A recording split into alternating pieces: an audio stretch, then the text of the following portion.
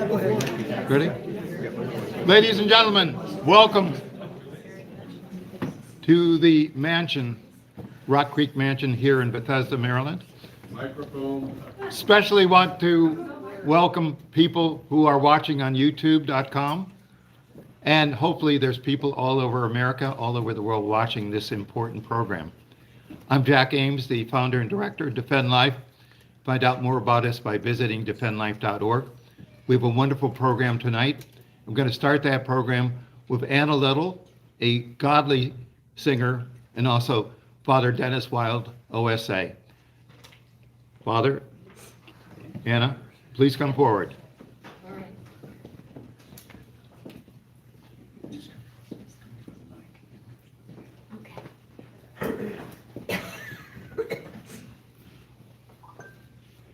We're going to sing a hymn called O Christ the Healer. O Christ the Healer, we have come to pray for health, to plead for friends. How can we fail to be restored when reached by love that never ends? How strong, O Lord, are our desires, how weak our knowledge of ourselves.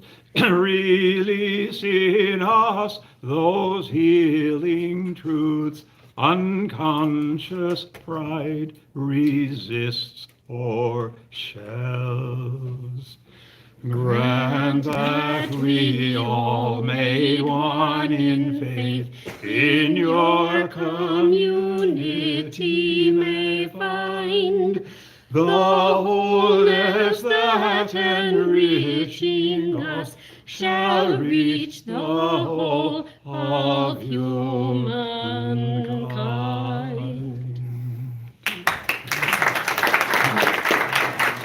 Father?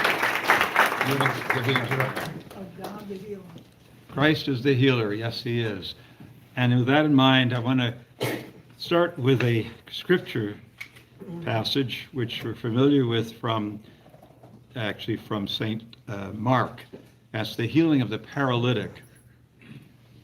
Chapter 2. When Jesus returned to Capernaum after some days, it became known that he was at home. Many gathered together so that there was no longer room for them, not even around the door, and he preached the word to them. They came bringing to him a paralytic carried by 4 men. Unable to get near Jesus because of the crowd, they opened the roof above him. After they had broken through, they let down the mat on which the paralytic was lying. When Jesus saw their faith, he said to the paralytic, "Child, your sins are forgiven."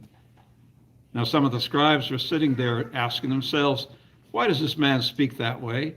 He is blaspheming. Who but God alone can forgive sins?"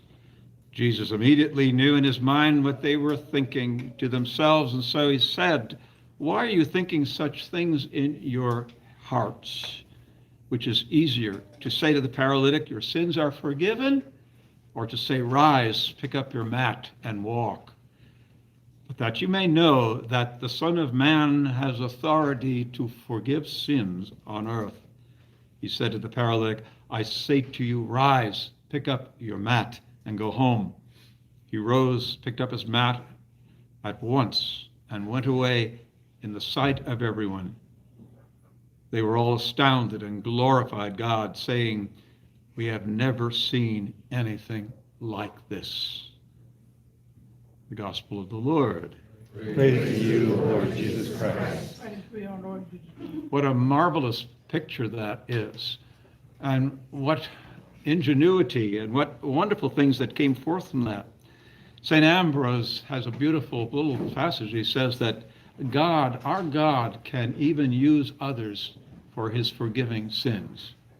Our God can use others for his forgiving sins. In other words, being part and parcel of what is going to take place in that forgiveness. Look at the initiative of these people. They were friends of his. Maybe they had seen Christ before, Maybe Christ even told them that he's going to be at this place, but they got there late. Who knows? But they were people who were determined. Notice it wasn't the paralytic that asked. It was the 4 people around him that did this. So their initiative was amazing. And imaginative, too, would you say? Yes. If you can't get in by the front door, try the back door. If you can't do that, try the roof. And that's what they did. And what happened when they let him down? Where did he land?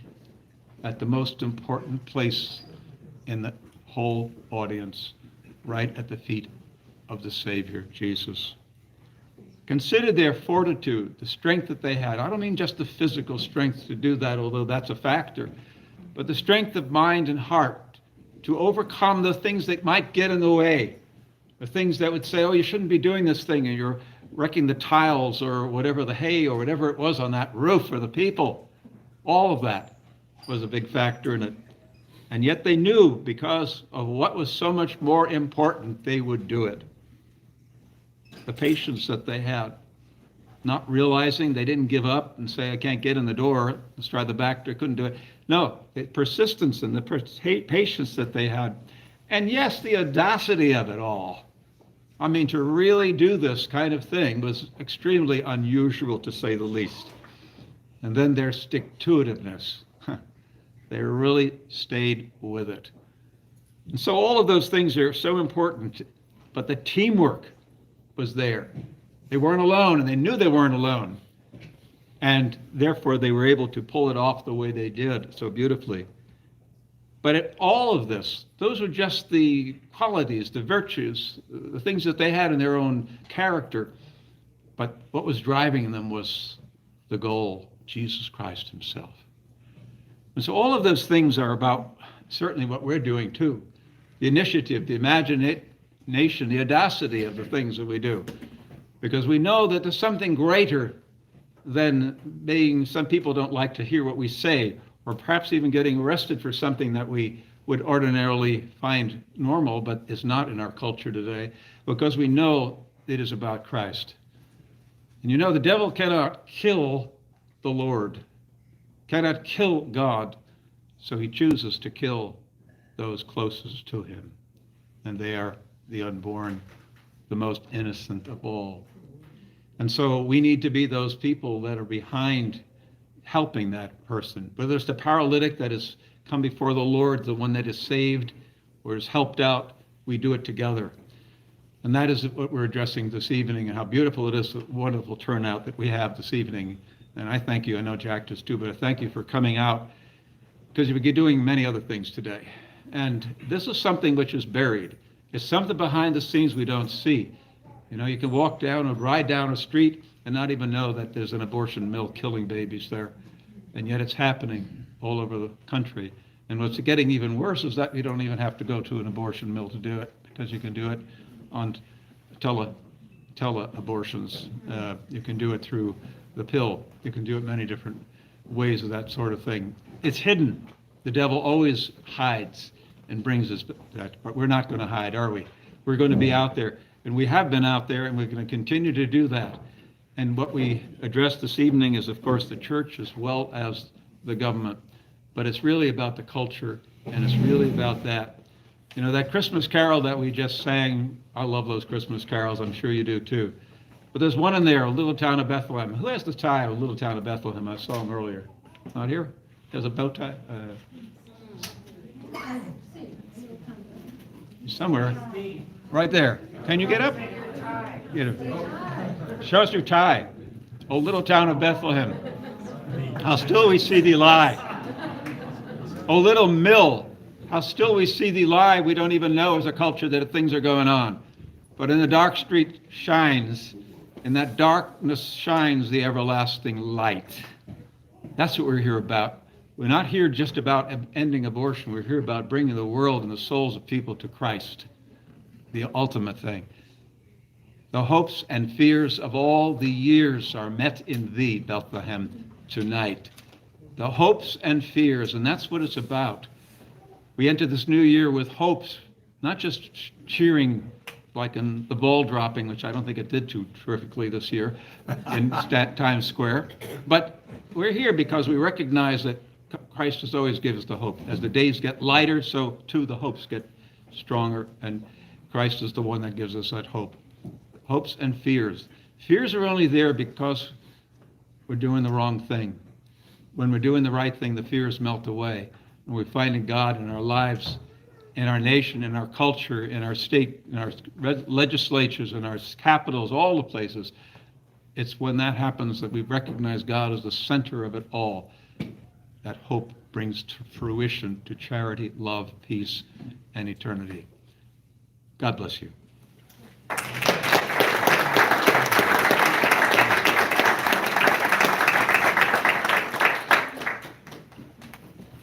Thank you. Just a preview of what's to come. I'll introduce our speakers in a moment. After both of them speak, we'll have a free will offering and be making announcements about some upcoming pro-life events. And then we'll have both of our speakers back for questions and answers. And then at the very end, we'll have some more music by wonderful Anna Little. Doesn't she have a great voice? Yes. And then we'll have some wonderful refreshments. So I'm going to say a few words about Frank Pavone, who will speak second after our first speaker, who will be Michael Hichborn. Frank Pavone grew up in Westchester County, Catholic to the core. I'm sure he always wanted to be a priest. He was ordained by the late John Cardinal O'Connor, and he was talking about his ordination at St. Patrick's Cathedral earlier over dinner. And one of the things he remembers is Cardinal O'Connor, God rest his soul, said, "Always be kind to your people," referring to priests, but it refers to all of us. We should always be kind, even to our worst enemies. What a great lesson. A few years ago, we had Cardinal O'Connor's kid sister. Boy, she spoke for us. Was she fantastic? She recalled how when Cardinal O'Connor was a young boy growing up in Southwest Philadelphia, he used to pretend to be saying the Mass. Oh, great. Defend Life, by the way, has had more pro-life speakers than any other group in America. We are the oldest ongoing pro-life lecture series in America. Find out more about us at defendlife.org. In the near future, we'll be redoing our website commemorating some of these hundreds of speakers we've had, great heroes of the pro-life movement. Now I'd like to say a few words additional words about Father Pavone. He went to Cardinal O'Connor, said he wanted to work full-time in the pro-life movement, and Cardinal O'Connor said, sure. So he was a director and has directed Priests for Life these last 30 years. He's certainly spoken thousands of times. I think the only person who's probably approaches the number of times that Frank Pavone, has spoken is Father Dennis Wild. He's up to about 800 now. And if you want a great speaker, get Frank Pavone or get Father Dennis Wild. And Father Dennis Wild is also a musician. If you really lean on him, he might do a piano concert or an organ concert. But what a great resource for the fighting and ending of abortion here in America. Priests for Life. Anyway, another thing he did, which was outstanding, 2 years during the pontificate of John Paul the Great, he was in Rome promoting the culture of life under John Paul the Great. He's done it all. Now, a few words about our first speaker, who will be Michael Hichborn. Michael is a graduate of Christendom College. Find out more about Christendom College, go to christendomcollege.edu. They have just built what they have to call a chapel, but really is a cathedral with these twin spires that you can see from a mile away as you approach on the interstate highway. Why? Because they thought outside of the box. We need to all think outside of the box, just like the gospel passage that Father just read. The 4 men, they couldn't get in the front door, they couldn't get in the back door, they came in through the top door. That's what we need to do, think outside of the box. Michael has done this, Christendom College has done it. He was a political science, economics double major. That's when the great Warren Carroll, probably the greatest Catholic historian, certainly in our lifetime, was the president He was also the founder of Christendom College. Does a great job of training young Catholic people to be truly warriors for life. And he is proudly married to his wonderful wife, Alyssa. She was a freshman when he was a senior, but they obviously got together later on. They're the proud parents of 7 already born children. 19 is the oldest of them, and she's already with child. So that child will be number 18. He also worked for American Life League, did a great job for American Life League under Judy Brown, God rest her. God rest Paul Brown's soul. What a great warrior for life, and Judy Brown is still at it. And then he started the Lepanto Institute, and he'll tell you more about the great work he's doing to expose some of the corruption that sadly is occurring in our Holy Mother Catholic Church. Please welcome Michael Hichborn.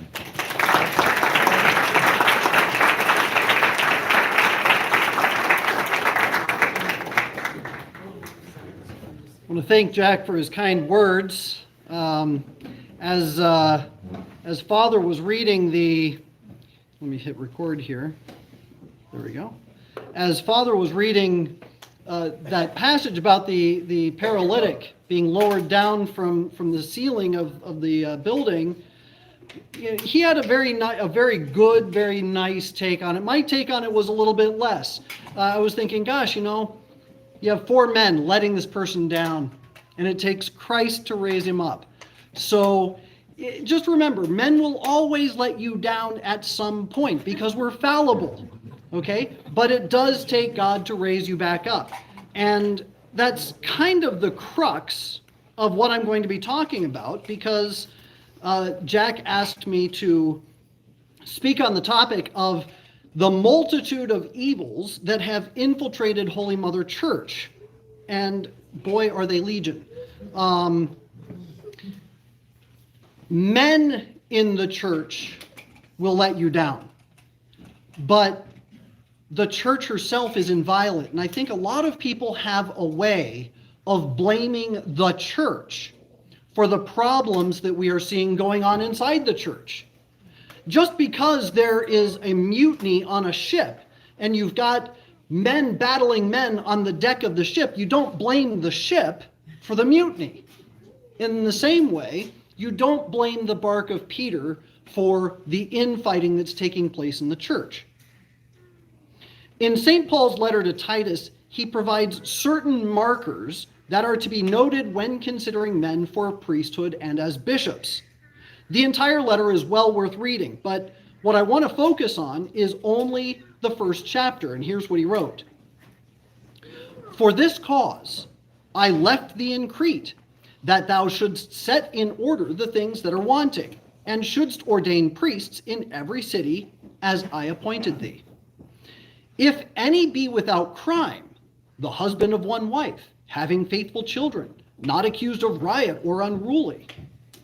For a bishop must be without crime, as the steward of God, not proud, not subject to anger, not given to wine, no striker, not greedy of filthy lucre, but given to hospitality, gentle, sober, just, holy, continent, embracing that faithful word, which is according to doctrine, that he may be able to exhort in sound doctrine and to convince the naysayers.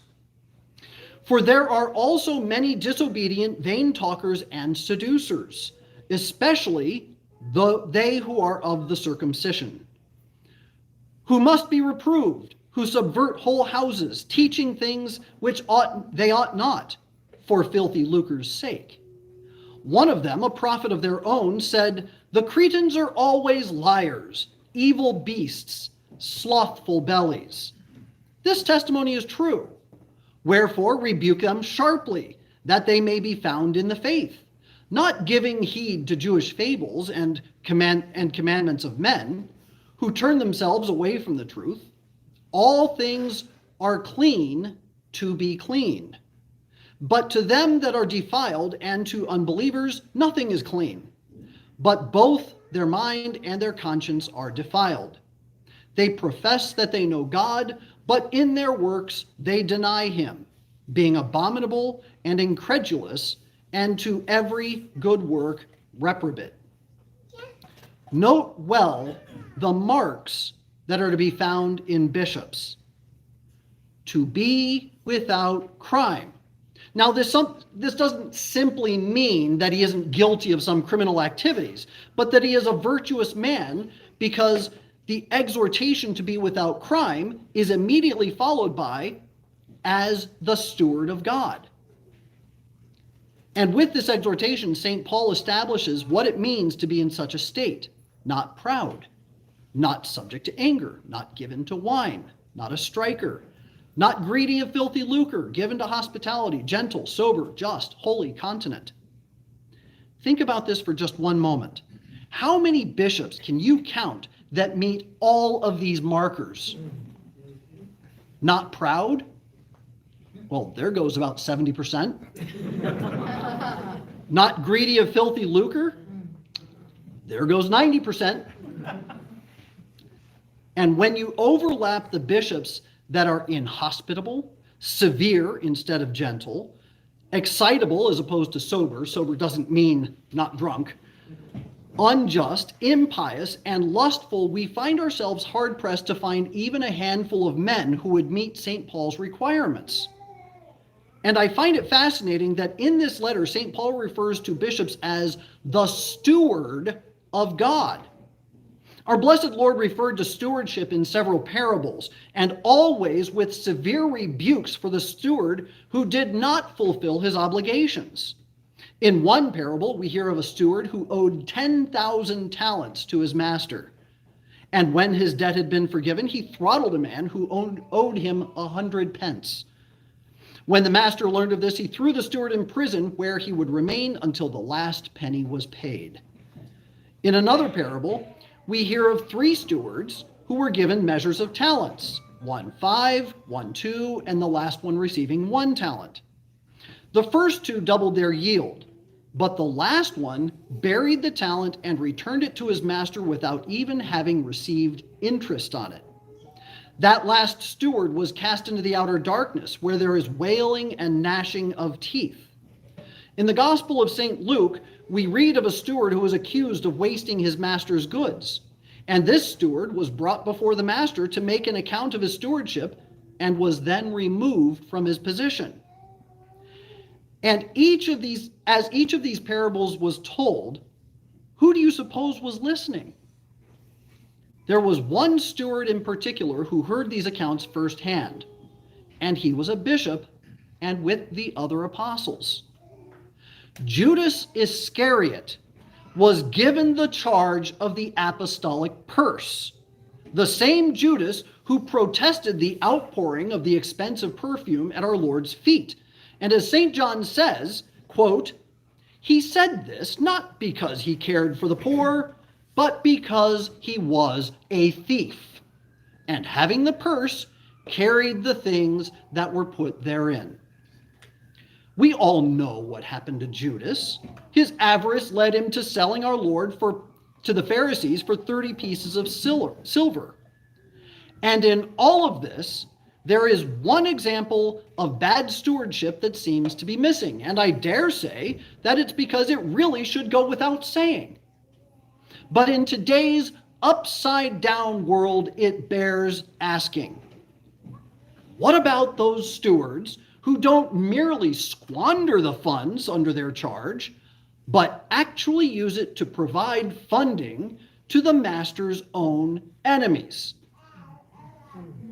All human kingdoms have always had bad administrators, traitors, and those who accept bribes. The punishment for those who gave the king's gold to the king's enemies was always quite severe. And while corporal punishment for giving our heavenly king's gold to his enemies is limited, the eternal implications are too terrible for our minds to actually grasp. Sadly, the fact of the matter is that administrators in the Catholic Church are giving our blessed Lord's money to the enemies of his bride, the Holy Church. One such example is the Catholic Campaign for Human Development.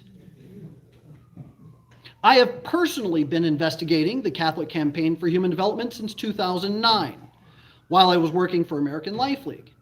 In that time, I uncovered hundreds of thousands of dollars that were going to organizations that were directly promoting abortion, contraception, homosexuality, and Marxism.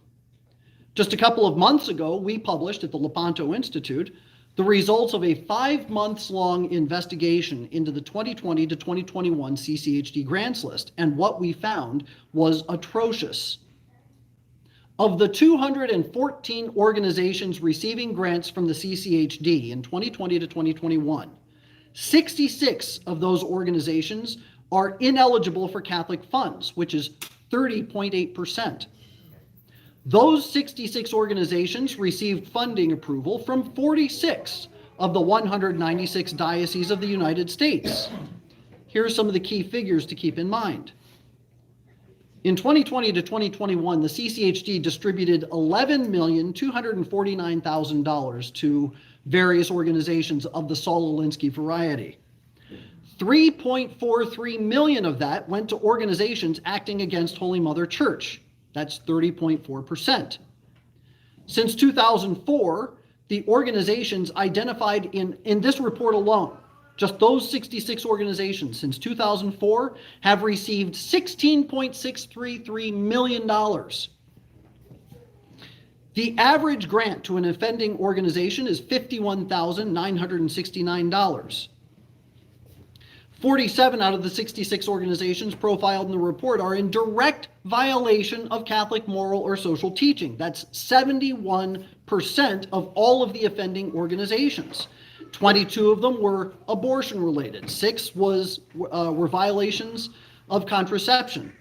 37 were violations regarding LGBTQ activism. And 10 of them were actually Marxist organizations. They were self-proclaimed Marxists. Here are a few examples from our report. Brand Workers International, which falls under the authority of the Diocese of Brooklyn, received a grant from the Campaign for Human Development of $60,000 in 2020 to 2021, and since 2016 has received 4 grants totaling $255,000. I wonder what Jack Ames could do with $255,000. A lot. In 2017, Brand Workers publicly endorsed the International Women's Strike, an extremely pro-abortion organization. The platform of the International Women's Strike demands full access to abortion without reservation. This is what it says. We stand for full reproductive justice for all women, cis and trans. We want complete autonomy over our bodies and full reproductive freedom. We demand free abortion without conditions and affordable health care for all, irrespective of income, race, or citizenship status. The history of forced sterilization of Indigenous women and women of color in this country goes hand in hand with the attack on abortion rights. I'm sorry, I'm having a little bit of a disconnect there. Reproductive justice for us means the freedom of choosing both whether to have children or to have them at a time of our choosing, which is right out of Planned Parenthood's playbook. On March 5th of 2018, Brand Workers posted the pro-abortion platform of the International Women's Strike, referencing queer and trans women, with and from there they had a message calling for members to join the strike. Brand Workers even initiated a Brand Workers contingent of the International Women's Strike, stating that they enthusiastically endorse the International Women's Strike, even posting a link to a comprehensive version of the International Women's Strike's New York City call to action. And here's what it included in that call to action. We demand sexual and reproductive justice, including the right of women to take autonomous decisions about whether they want to reproduce or not, when and under what conditions. And this is why we support campaigns for free and safe abortion on demand without apology, and for the decriminalization of abortion in New York State, bringing state law in line with Roe v. Wade after 45 years of being unconstitutional. A vote in the New York Representative Health Care Act, which will set an example for the rest of the country. So this is all stuff that an organization receiving $60,000 from the CCHD in 2020 to 2021 publicly endorsed. They publicly endorsed this.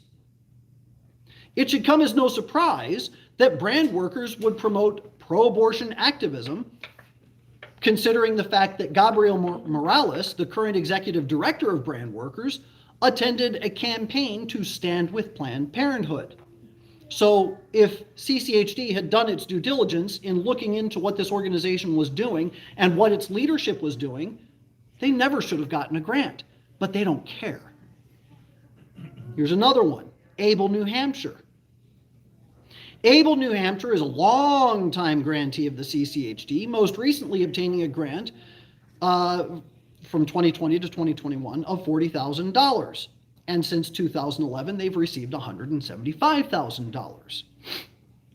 Here's a summary of what we found regarding them. In March of 2022, Able, New Hampshire partnered with Planned Parenthood to develop a statement on people with disabilities, making Planned Parenthood's services more acceptable to populations of people with disabilities. How disgusting is that? Able, New Hampshire promoted Planned Parenthood's statement on their own social media feeds. In October of 2021, Able, New Hampshire promoted a Planned Parenthood event titled Sex and Disability. The event was filled with justification for and promotion of promiscuous sex among the community of people with disabilities. And at the 45-minute mark of this whole thing, the speaker actually promoted prostitution for people with disabilities. On May 5th, Able, New Hampshire posted a pro-abortion call to action demanding that disabled people be included in the battle to protect abortion rights. The quote in the message said this: "It is actual disabled people, not fetuses with disability diagnosis, who abortion restrictions will harm." In October and December of 2019 and in February of 2020, Able, New Hampshire promoted sex education programs for teens directed at people with disabilities that encouraged, are there young people in the room? Yes. Okay, read my lips. Contraception and also abortion. In June and October of 2021 and in June of this year, Able, New Hampshire was a vendor at a different pro-abortion, at various pro-sodomy events, pride events. And in this regard, Able, New Hampshire avidly promotes homosexuality and transgenderism on social media. This organization, we found stuff going all the way back to 2019. They got their latest grant in 2020. I believe they're up for another one for 2021 to 2022. And they never should have gotten a grant, not even a dime. Here's another one, Just Economics. Just Economics received a total of $125,000 from the CCHD since 2018, and its most recent grant was $50,000. I mean, this is a lot of money. I know what I could do with that kind of money. I could buy a car anyway. Though the CCHD claims to have a rigorous screening process, CCHD completely missed that Just Economics is heavily involved in the promotion of homosexual and transgender ideologies, is tied in with the Party for Socialism and Liberation, and employs pro-abortion LGBTQ Marxist staff members. In 2015, Just Economics sponsored the, quote, LGBT in the South Conference, a project of the Campaign for Southern Equality. The LGBT in the South website, which is now defunct, shows Just Economics' logo on a poster of its sponsors. Further corroborating this, Just Economics even posted on Twitter and Facebook that it was proud to sponsor the LGBT in the South conference. This is in 2015. So their grant, 5 years later, they started getting grants in 2018. They've got $175,000 since then. So if CCHD had done their due diligence and looked into their past, they would have seen this. I did. Wasn't that hard to find.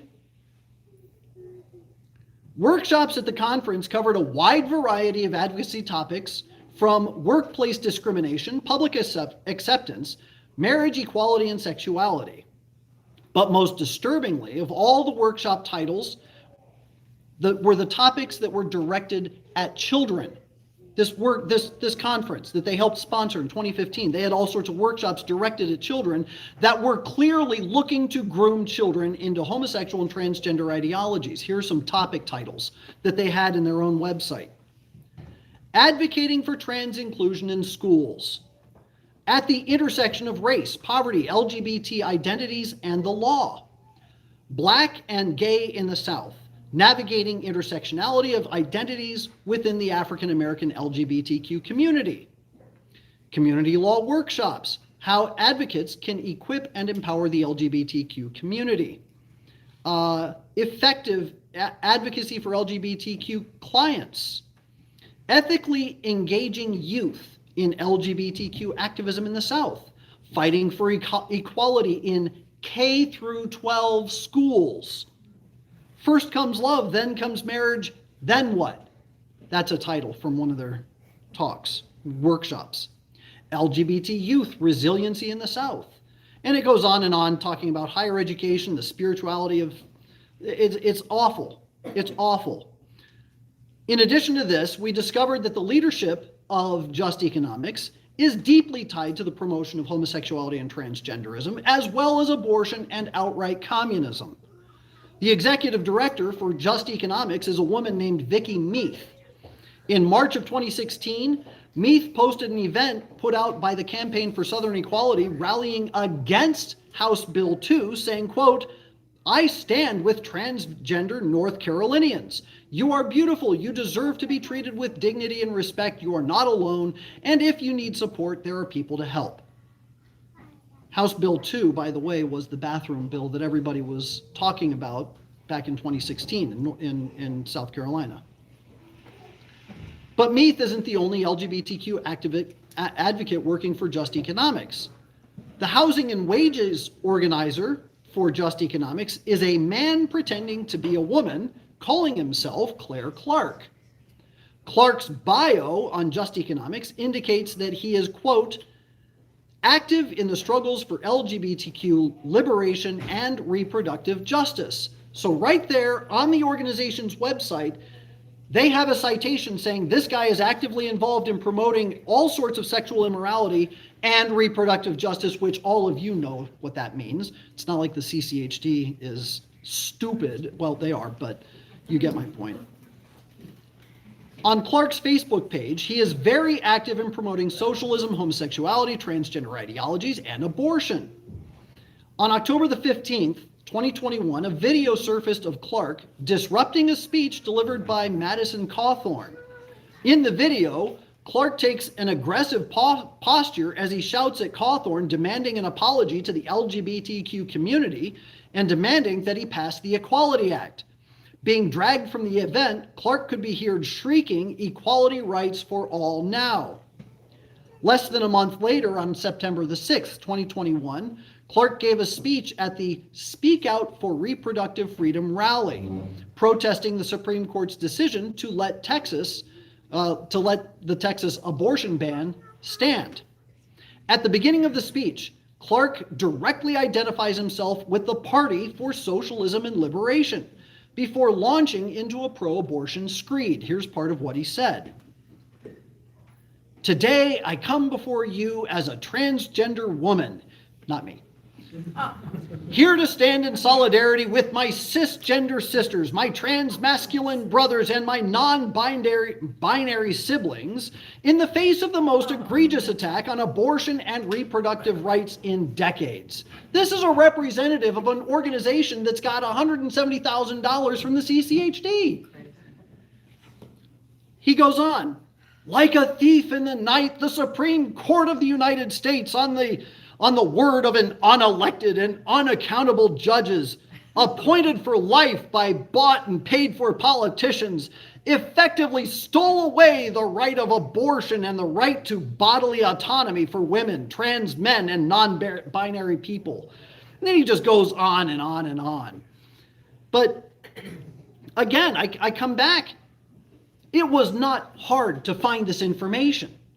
They say that they've got this rigorous vetting process, and they talk about how CCHD has somebody that investigates on the ground when they get the application. They send somebody to go do a site visit, and they're interviewing all their people. If they were interviewing their people, they would have met this dude. And look, CCHD isn't handing these grants out by accident. One of the organizations that we profiled called the Chicago Workers Collaborative. I personally got this group defunded by the CCHD in 2013 because I exposed the fact that it was a member of a coalition called the Illinois Coalition for Immigrant and Refugee Rights, which had taken a position in favor of same-sex marriage. In two separate news accounts, one of which quoted Cardinal George, the CCHD acknowledged that Chicago Workers Collaborative lost its grant because it refused to leave this coalition. Well, as of 2019, Chicago Workers Collaborative is back on the CCHD's grants list, having received grants in 2019 and in 2020.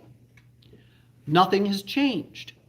ICIRR is still in favor of same-sex marriage. The Chicago Workers Collaborative is still a member of ICIRR. In fact, the coalition has gotten worse in its promotion of LGBTQ ideologies and is now formally endorsing abortion. Side note, we found that one of the CCHD's most favorite networks of organizations to provide funding to, it's called Faith in Action. It was founded in 1972 by a couple of Jesuit priests. Founded in 1972. It was called the PICO Network. And we've been exposing this group for decades, for the last decade. Well, they changed their name to Faith in Action in 2017. That was 2 years after the CCHD gave the organization a $500,000 strategic grant. And this summer, they issued a full-blown statement saying, we support women's reproductive rights. We're going to fight to make sure that women get abortions, et cetera, et cetera, et cetera. And the CCHD was mysteriously silent about that. But I want to go back to Chicago Workers Collaborative. Remember, this was a group that was formally defunded in 2013, very publicly. To make matters worse, we found that CWC started collaborating with Planned Parenthood in 2020. It also attended a Pride event in June of this year, and in 2017, it was listed as a partner of the actively pro-abortion Illinois Women March on Springfield. Like the demands of the women's strike that we talked about with brand workers, Illinois Women's March on Springfield also issued demands for access to abortion. Now look, this is just one aspect of the problem within the church. I have personally investigated Catholic Relief Services in Africa and produced 32 highly documented reports showing that CRS is directly involved in the promotion of contraception while contributing or collaborating with the enemies of Christ. Over the years, I've detailed how every year the CCHD or CRS lobbies Congress to expand funding for the three largest providers of contraception in the world, USAID, PEPFAR, and the Global Fund. In March of 2019, Catholic Relief Services gave testimony to Congress asking for unqualified billions of dollars for USAID, PEPFAR, and the Global Fund. This funding would most assuredly include the spread of contraception and condoms. CRS even specified its request for funding to USAID's maternity and child health programs and HIV programs, knowing fully well that both programs are the most heavily involved with the spread of contraception. Addressing the appropriations to the House Subcommittee on State Foreign Operations and Related Programs, CRS Executive Vice President for Mission Mobilization and Advocacy, William O'Keefe, urged Congress to prioritize increased funding for a number of federal agencies, including USAID, PEPFAR, and the Global Fund. I have a lot more on that, but Jack is giving me the 5-minute sign. So I'm going to skip down. We produced a series of reports in 2020 showing that Catholic Relief Services collaborated with several organizations to create a health referral network that included Planned Parenthood collaborators, promoters of contraception, and even an organization called Renata, which takes women for illegal abortions. CRS listed them as part of a referral network problem specifically for sexual and reproductive health. You tell me what they think is going on there. We also found out that CRS was the lead on implementing something called the DREAMS Project, which was created by Deborah Birx. Does that name sound familiar? Created by Deborah Birx at PEPFAR. The purpose of the program is to spread contraception to young women. And CRS led the implementation of that project in at least 7 different countries in Africa. And in the implementation plan, they even specified, yes, we know that contraception is a part of it, but we're not doing that part. You're implementing the whole thing. How can you say that your hands are clean? You're handing off the contraception stuff to somebody else, like a principal giving a drug dealer permission to start dealing drugs to students in the schoolyard. It's ridiculous. But it's not even just CRS and CCHD. It's also the entire umbrella of Caritas Internationalis. Caritas is run out of the Vatican. It's the umbrella group for Catholic Relief Services, Cordaid, Trocare, what's the other one? CAFOD out in England. Okay, these are all basically CRS operations all over the world. And when you see a major disaster happen, they say, oh, give to Caritas. They're great. No, they're not. Caritas Internationalis is on the governing body of an international communist organization called the World Social Forum. The World Social Forum is not only promoting communism by walking through the streets with hammer and sickle flags in hand, but they're also promoting the abominations of homosexuality, transgenderism, abortion, contraception, and every other bad thing known under the sun. It gets worse, because the month after we put a report out about Caritas Internationalis, we found out that Pope Francis was applauding a bunch of communists in the Vatican at an event called the World Meeting of Popular Movements. We found video of an organization on so the Vatican put out a video for the World Meeting of Popular Movements. It was a Vatican video. And I'm watching this, and they were profiling a group called MST. MST was one of the founding members of the World Social Forum. It's a communist organization. It is the Communist Party of Southern Brazil. And MST, the lady that they interviewed, the Vatican interviewed for this video, this woman on her Facebook page, it was the first thing I found, is doing a read aloud of the Communist Manifesto with her kids while the Communist International is playing in the background. And then at the end of the Vatican video, Pope Francis calls these group of Marxists a veritable invisible army, a fundamental part of that humanity that fights for life against a system of death. Excuse me? And speaking of Pope Francis and the applause for communists, quite possibly the most astounding thing that we've reported on is the consistent push for the international communist program of the United Nations called the Sustainable Development Goals.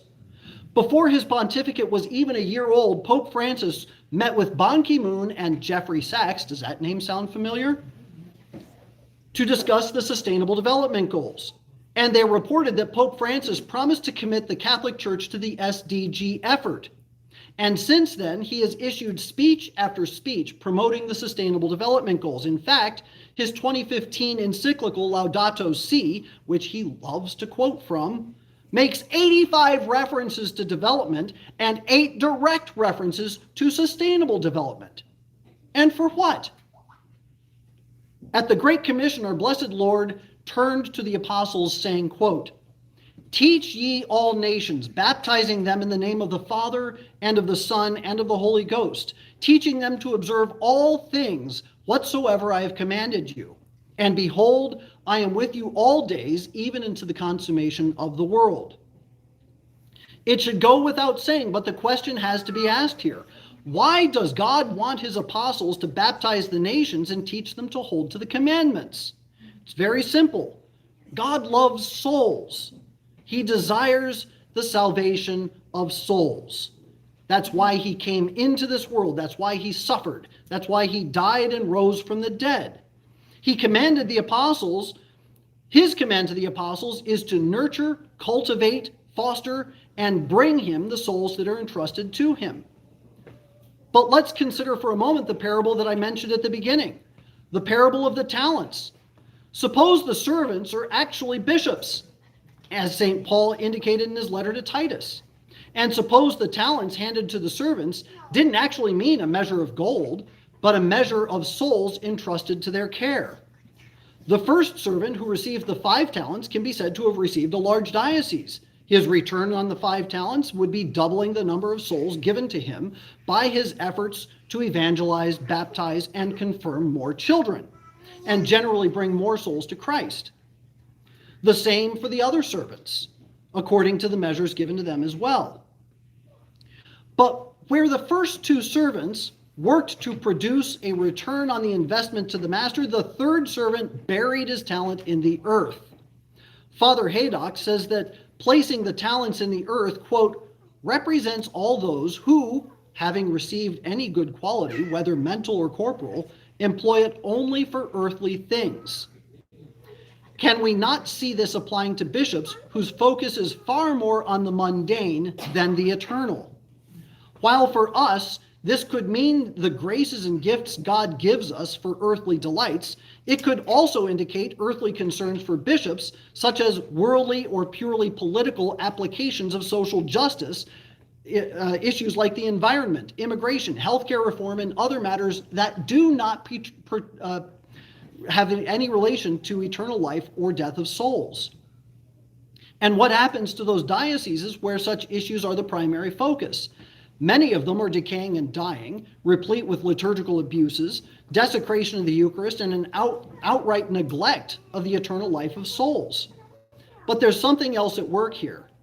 When the master chastises the third servant, he calls him wicked and lazy, saying this, "Thou knowest that I reap where I sow not, and gather where I have not strewn. Thou oughtest therefore to have committed my money to the bankers, and at my coming should have received my own with usury." What a strange turn of phrase, "I should have received my own with usury." Usury is condemned by the church, so what could this mean? If we suppose that the talents represent souls and the servants are bishops, then the yield obtained through the investment in the bank would mean that the investment is the measure of souls that could have come naturally through the production of children in holy families. So the bare minimum the master was required of the servant, a bishop, was that he maintain his diocese in such a way as to help the families under his care raise holy children. The children would have been the interest that the master sought. But the third servant, the bishop, having placed his focus on earthly matters, neglected to invest in the raising of holy families. By today's standards, we could say that that bishop had placed his efforts on sterile pursuits, refusing to speak out against acts that prevent the growth of holy families, such as divorce, homosexuality, contraception, and abortion. So while he pursues social justice to the neglect of his flock, his families produce fewer children, or no children at all, and those children that are produced are not raised with the faith. And we know what happened to the third servant. He was cast out into the outer darkness where there is wailing and gnashing of teeth. Can there be any wonder why Our Lady has begged so often for prayers on behalf of such souls? Souls that the children of Fatima saw falling into hell like snowflakes in a blizzard. But Our Lady promised that in the end her immaculate heart would triumph. What better way to look to that triumph than to commit ourselves to praying daily for these poor, wretched souls? What we suffer now is incomparable to the suffering prepared for these unjust stewards. If even just one is saved because of the prayers that we offer on their behalf, it will have been worth it. Our Lady of Victory.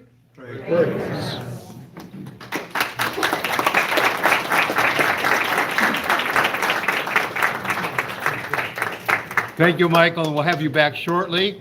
And now, please welcome Frank Pavone.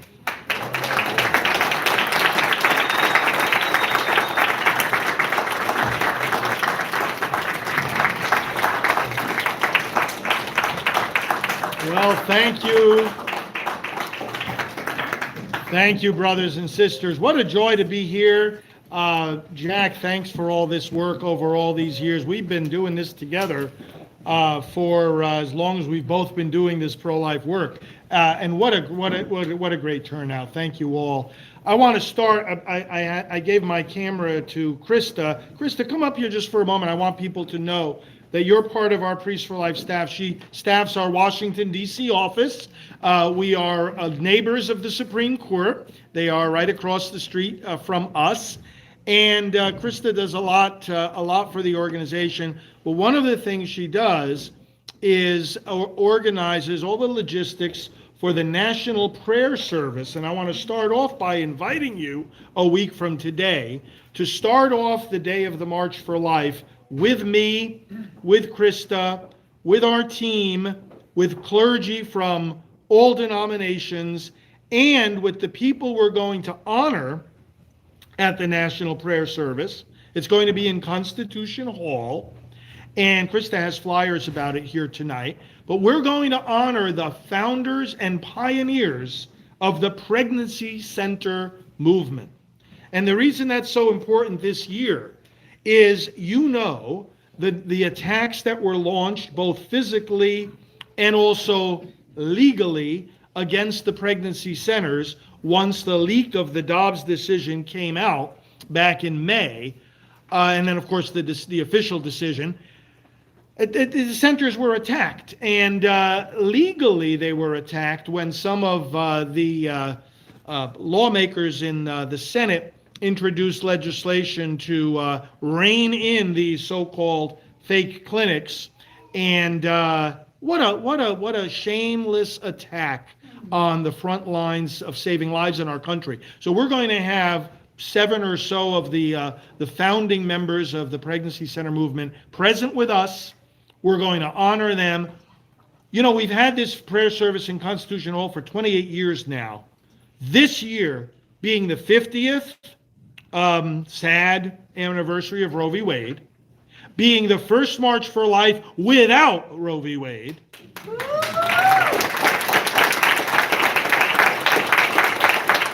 and being a year that we're going to honor these pregnancy centers, we want to fill Constitution Hall. That's not an easy task, but I mention it to you right here at the outset of my remarks, because you, more than a lot of the people in the country, can help us make that come true.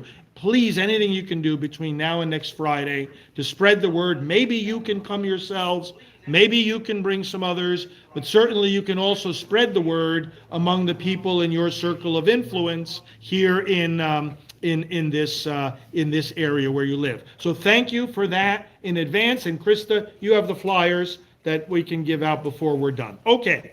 Now, Jack has asked me to speak about the work of the last 30 years that I've been privileged to do and that I continue to do as a full-time leader in the pro-life movement. I want to do that. Usually my talks are focusing in on the understanding of the various issues related to abortion or the opportunities and progress in the pro-life movement. But tonight I'll take a more historical walk with you through some of the highlights that these last 30 years have been for me and Priests for Life, and by intersection with the pro-life movement itself.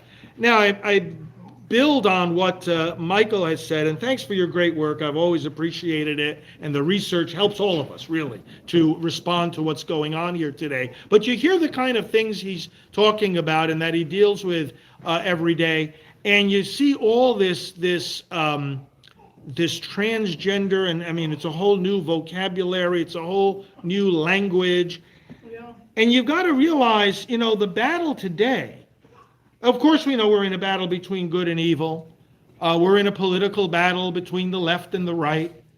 But brothers and sisters, we're in a battle between common sense and insanity. That's what this is. And maybe, just maybe, we have gotten to the point today where we cannot say a man is a man or a woman is a woman, because for 50 years we've been saying a baby is not a baby. Think about it. When Roe v. Wade was handed down, we pretended as a nation not to know that this child in the womb is a human being. We knew. Of course we knew. We pretended. It's been a big pretense, a fiction. And that's why Dobbs is so powerful. You read that decision. It is merciless. You know, we who have followed the Supreme Court's dozens of decisions on abortion since Roe v. Wade, and we, like myself, who can focus full-time on this issue and are able to interact practically every day with the nation's top pro-life attorneys, I tell you, we were confident from the beginning that this decision was, in fact, going to reverse Roe v. Wade.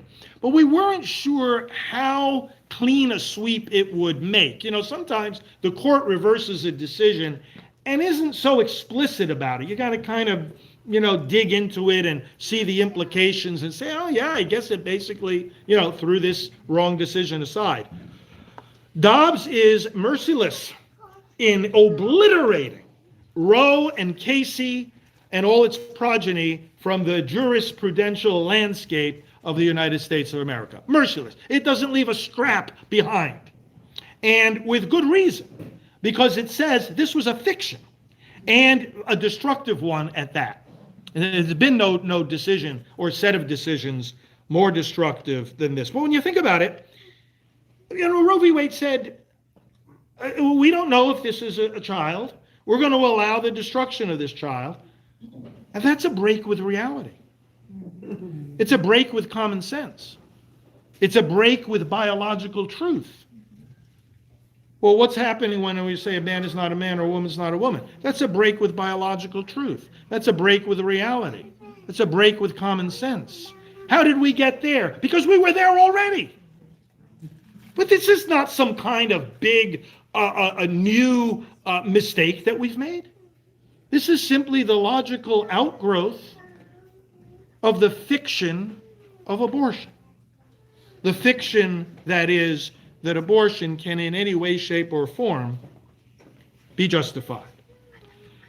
It was realizing this, burning in my soul as a high school student going to the 3rd annual March for Life in 1976, that launched me into the pro-life movement. I didn't go to religious schools. I didn't go to Catholic schools. I went to public schools in New York, and our town was having a bus go to Washington, and my mom and my grandmother were going, and they asked me if I wanted to come.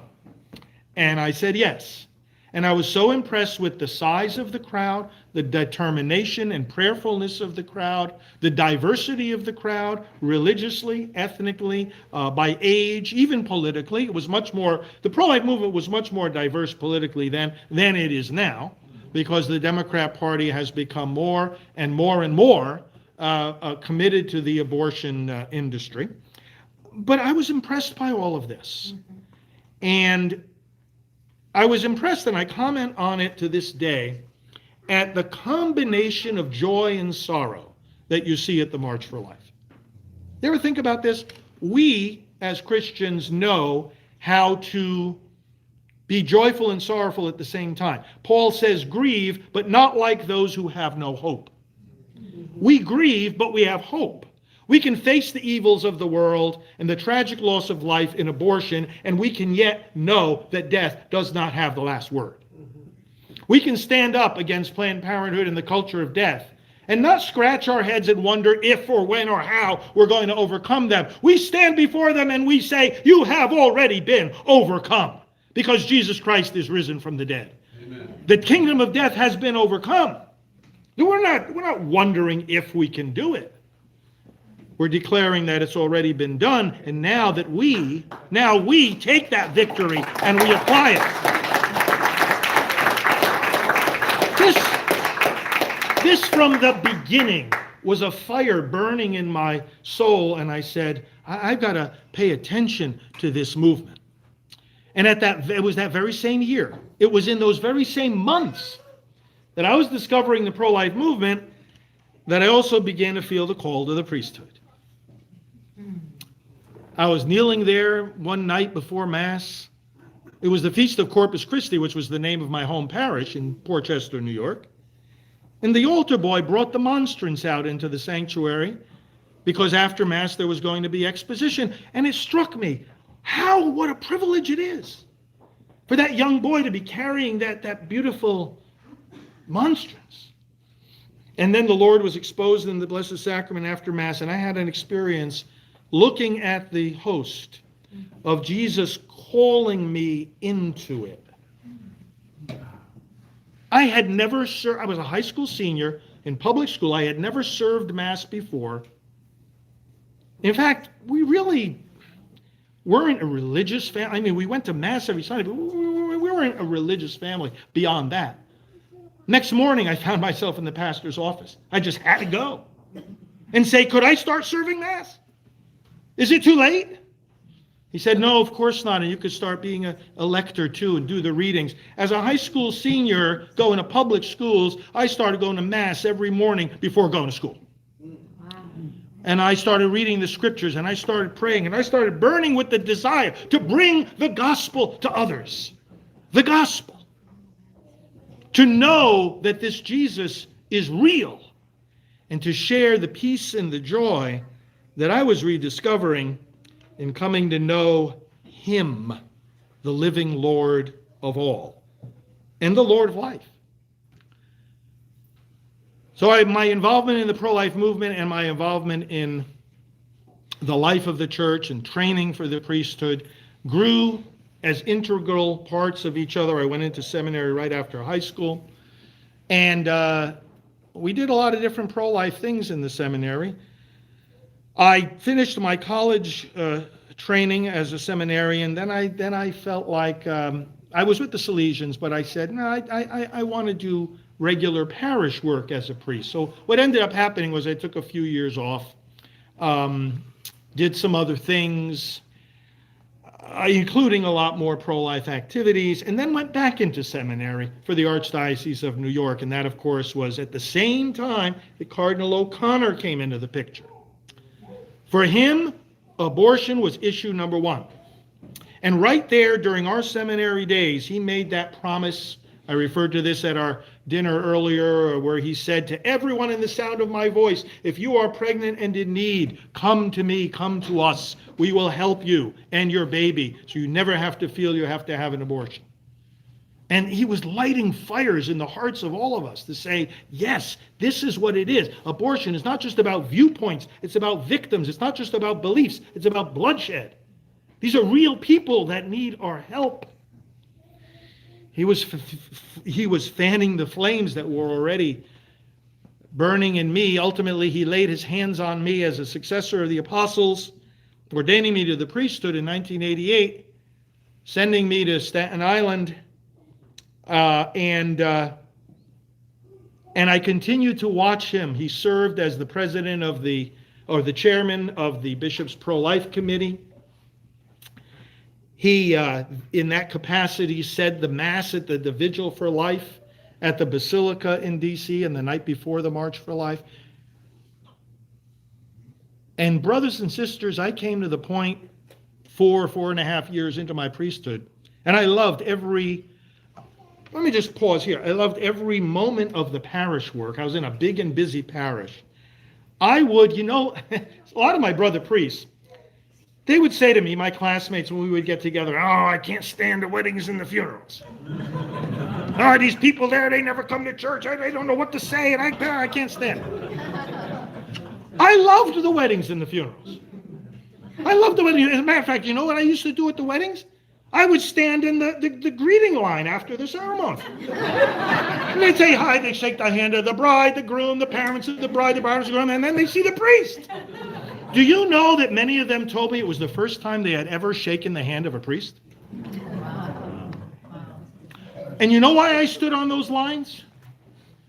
Because I wanted to make sure that the first time they shook the hand of a priest, it was a positive experience.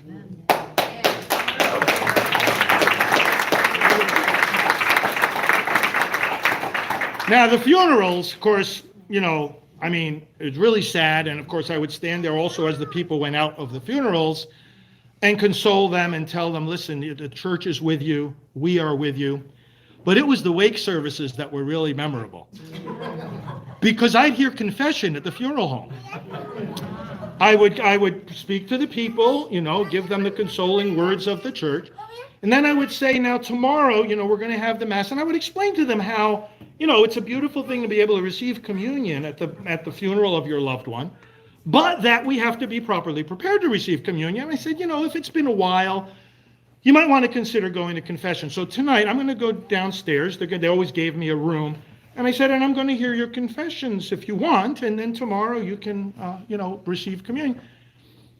So the funeral home that we use most frequently, the closest one to the parish, they would have me sit in the room where all the caskets were.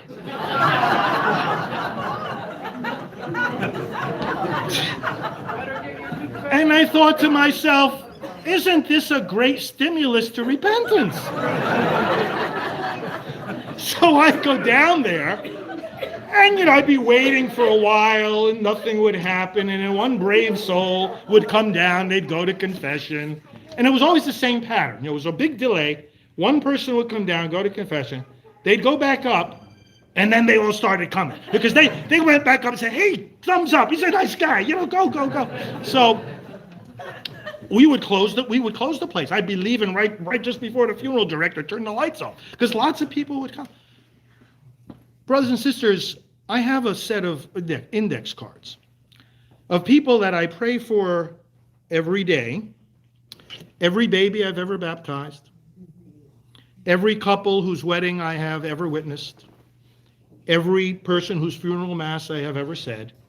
I don't have cards for the people whose confessions I heard because I don't know their names. And frankly, I don't remember their confessions. I've shared with some of my brother priests about this, and they have the same experience. You don't remember. You know why? Because you don't have to remember. Because you can't use that knowledge anyway. The knowledge that you receive when you hear a person's sins is for one purpose and one purpose only: to lift them up at that moment to the saving mercy of Christ, so that they can leave those sins behind forever. But to this day, each and every one of those people I pray for every single day. All the people who have heard me preach.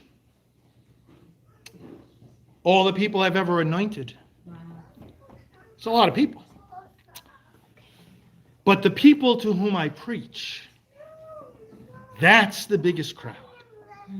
Because then 4.5 years into my priesthood, to pick up on the pro-life dimension of this, I felt a call. I experienced, certain moments in life, there are only a handful of them for all of us. When you come to a certainty, you come to a light, you come to a point, a fork in the road, where you know what you need to do next. Most of the time, we're not quite sure if we have to make a decision. We do our best to evaluate it, but there's certain times, aren't there, in all our lives, we know what's next. And I came to that point where I said, I've got to devote myself full time to saving the lives of the unborn. So it wasn't Cardinal O'Connor who came to me and said, I'm going to give you a new assignment. Instead of doing parish work, I want you to lead priests for life. No, it wasn't that at all. I went to him.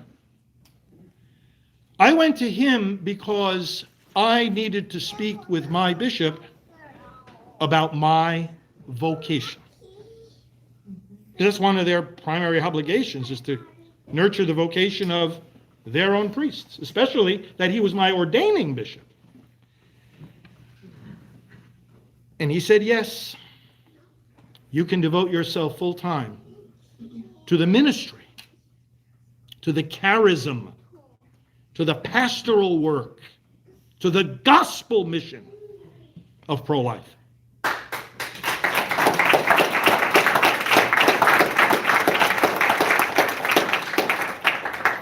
I didn't even know how to turn on a computer. Remember the old floppy diskettes, the A drive, you know? Somebody gave me one of those. I didn't know even how to open it up.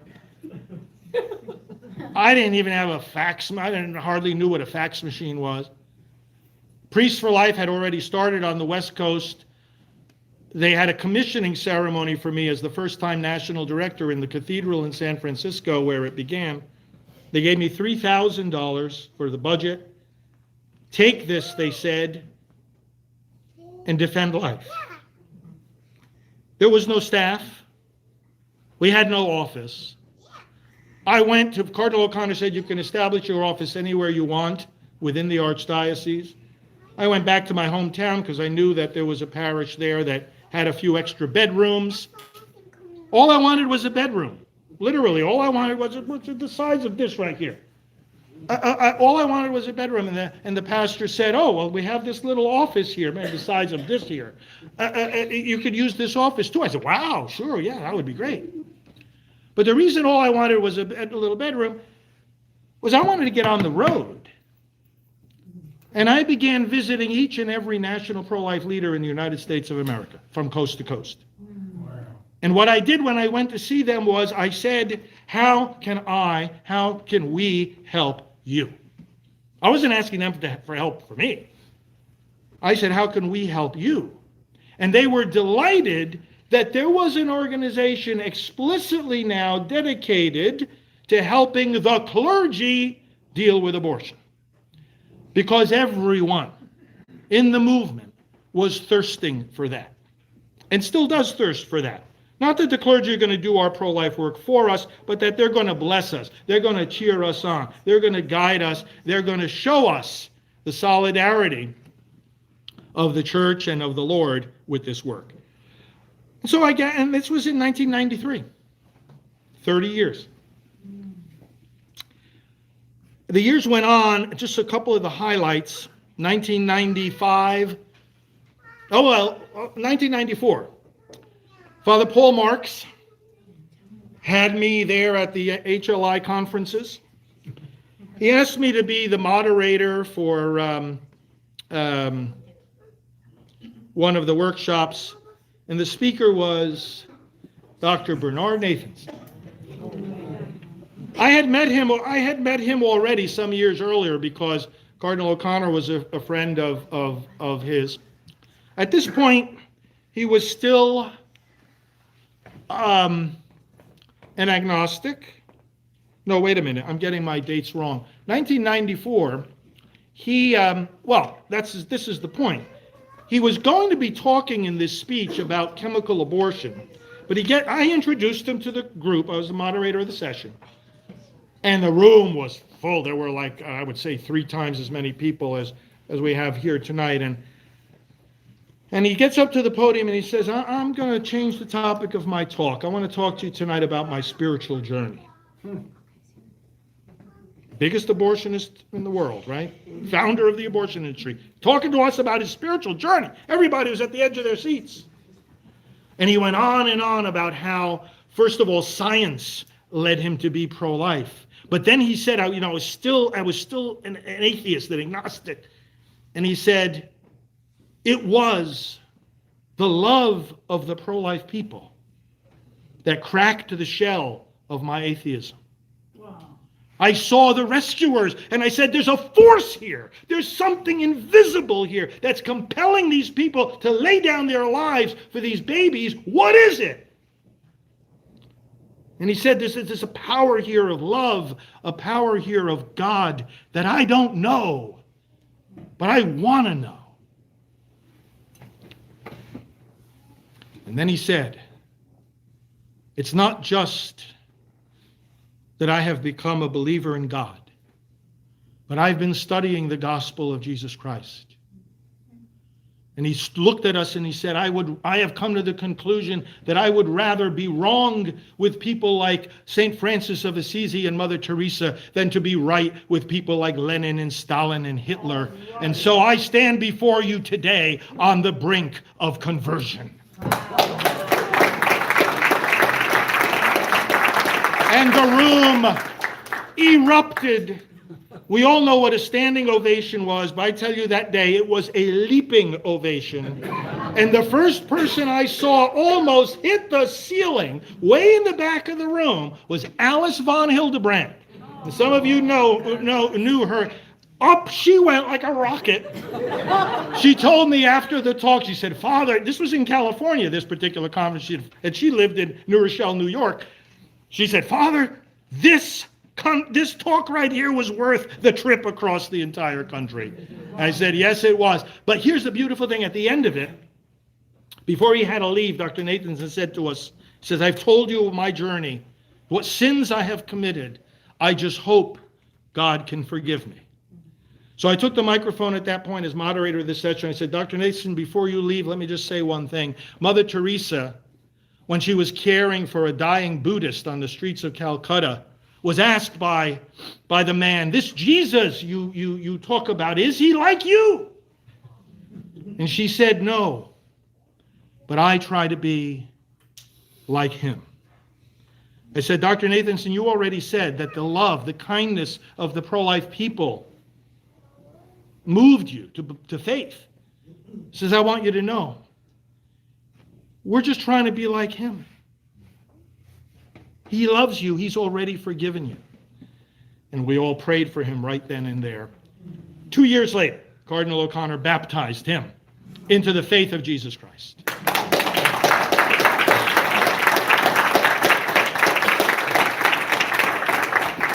And it was in 2011, fast forwarding all those years, in 2011, after he had just poured himself out for the pro-life cause to undo some of the damage he had unleashed, that I visited him in his New York City apartment just days before he died. He was lying on his bed. He could hardly talk. I had to go up and move and put my ear towards his head to hear what he was saying. And when I walked into that room, you know what he said? The first thing was that he said to me, Father Frank, how goes the crusade? Look at that. He wasn't thinking about himself or his own suffering or his own. He was thinking about us on the front lines of the movement. How goes the crusade?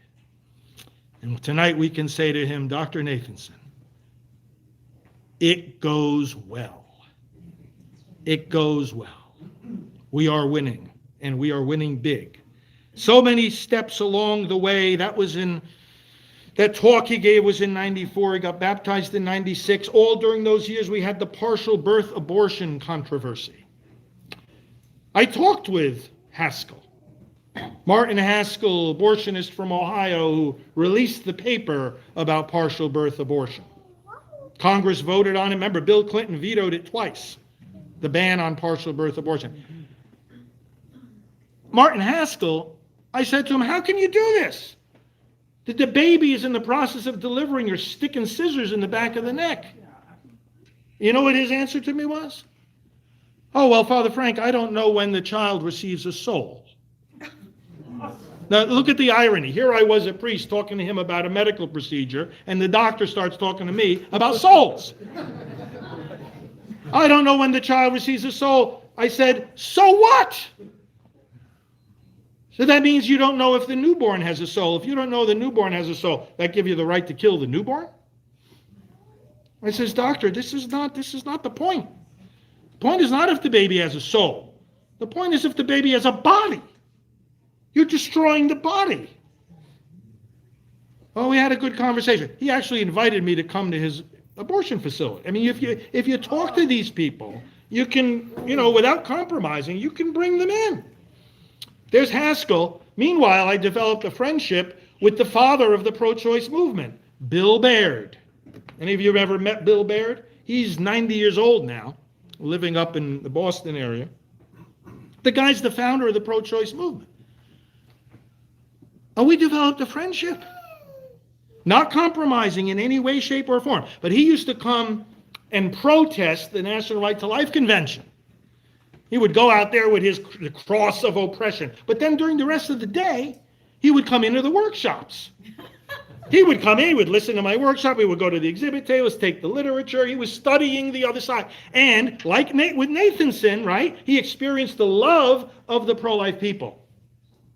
As a matter of fact, I said to him one day after so many years we had gotten to know each other, I said, Bill, you've been coming to this National Right to Life convention all these years. I want to ask you something. I'd like to come to one of your conventions.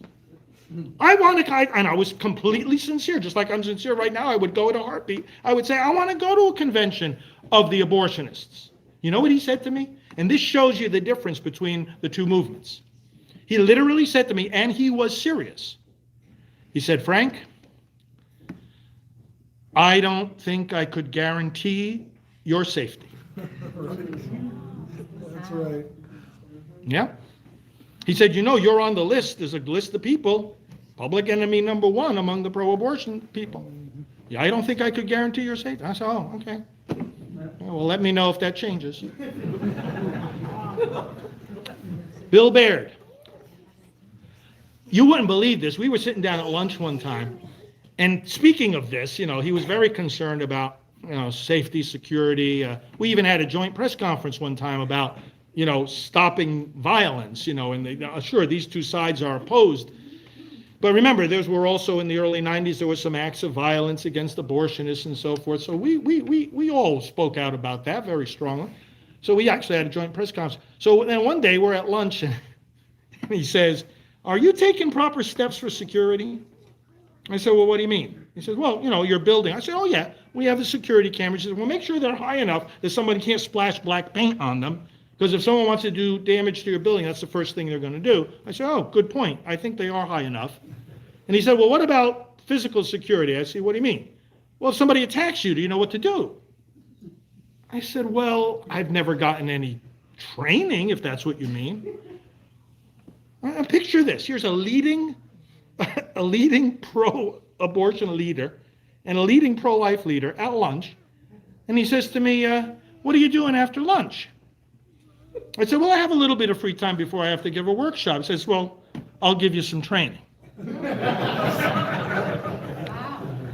Now, his assistant was there, as was mine. And these two ladies looked at each other and said, we do have a video camera, don't we? Because we literally went up to my hotel room, and here's Bill Baird, the father of the pro-choice movement, attacking me and showing me how to defend myself. It was unforgettable. He did teach me a couple of good lessons. I don't know if I remember them, but fortunately, I've never had to use them. I've never had to use them also because there were times during these years, there was a lot of tension. Remember in the early to mid 90s, a lot of tension. A number of the events I spoke at, I had to have bodyguards. Wow.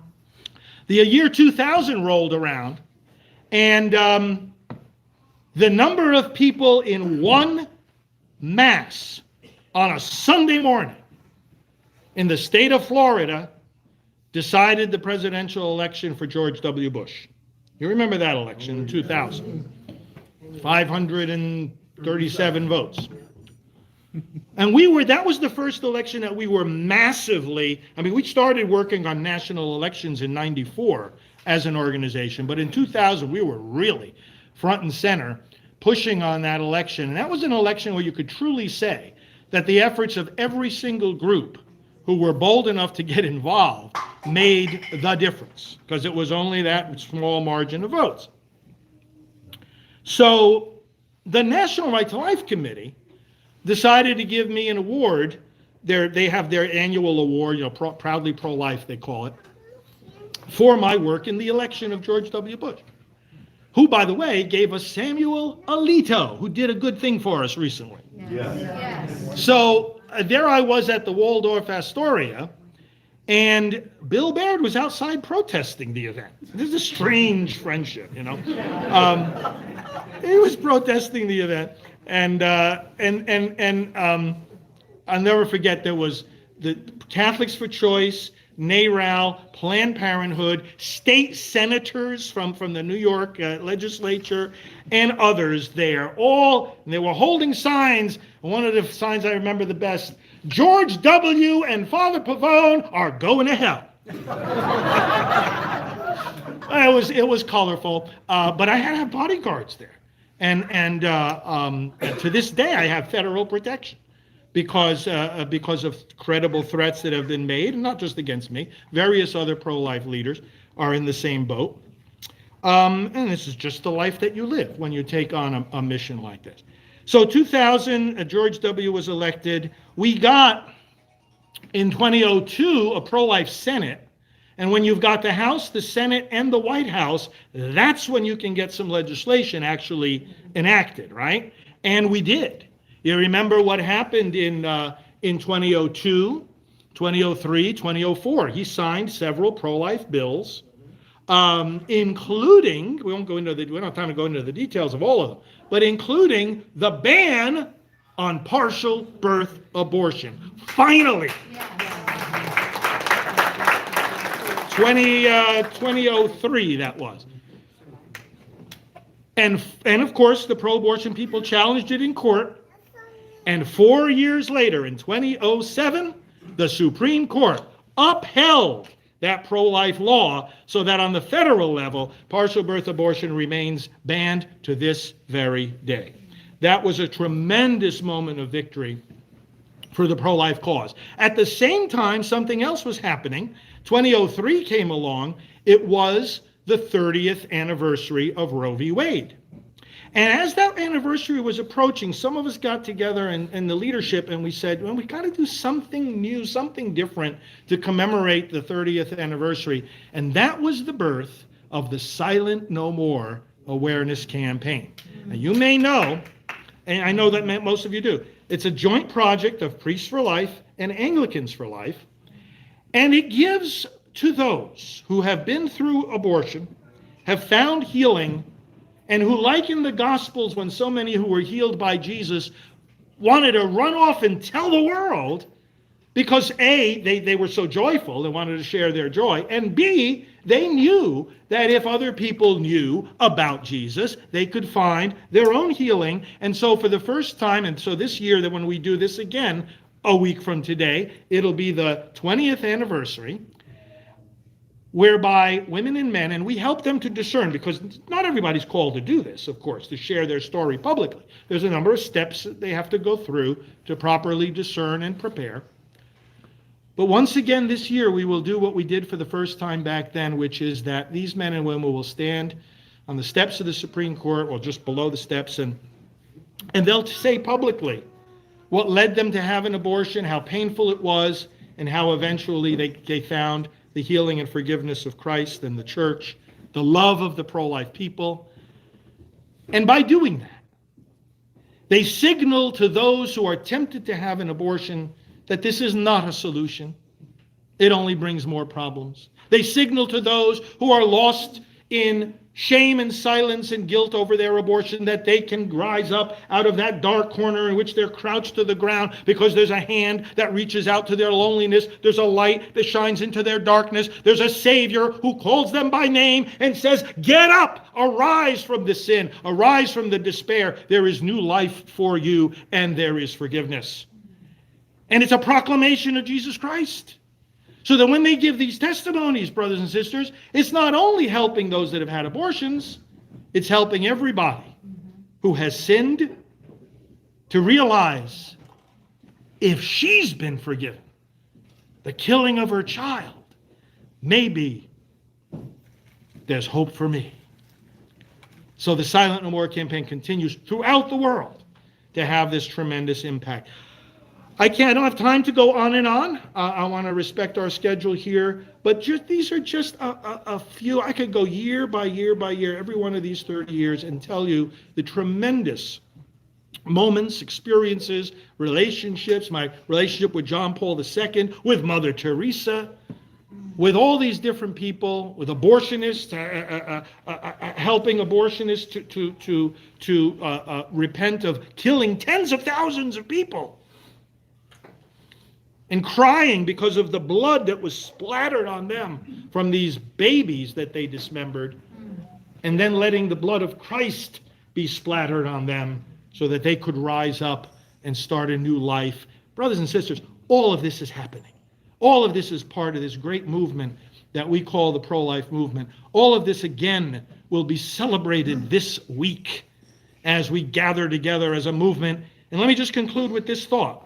Of course we march again. Many people around the country are asking, oh, will there be a March for Life? Why do we have to? We have to march again because abortion continues. The babies are not yet protected on the federal level. More of the states are protecting them now. Praise God. But we've got to pass federal protection. The Dobbs decision did not relieve Congress of its responsibility to protect these children. And so we gather in Washington and we call on our federal legislators not to run away from this issue, not to be afraid. It's not a political liability. To be pro-life is politically a winning issue. And we'll call on them again this week to do exactly that. We're going to have a protest at Planned Parenthood on Thursday morning. We invite you to join us for that as well, 9 to 11 at the 4th Street Killing Center. And then, as I mentioned before, please come to the prayer service and promote it on Friday morning at Constitution Hall starting at 8:30. There'll be a Mass at 7:30, and one of our associate priests will say that Mass. And then 8:30, the interdenominational service. I'll be delivering the message there. And then we'll see you during the march and during the Silent No More gathering after the march. Let's have a great march, and thanks for all the work you do in this, the greatest human rights cause, not only of our day, but of all time. God bless you. Fantastic.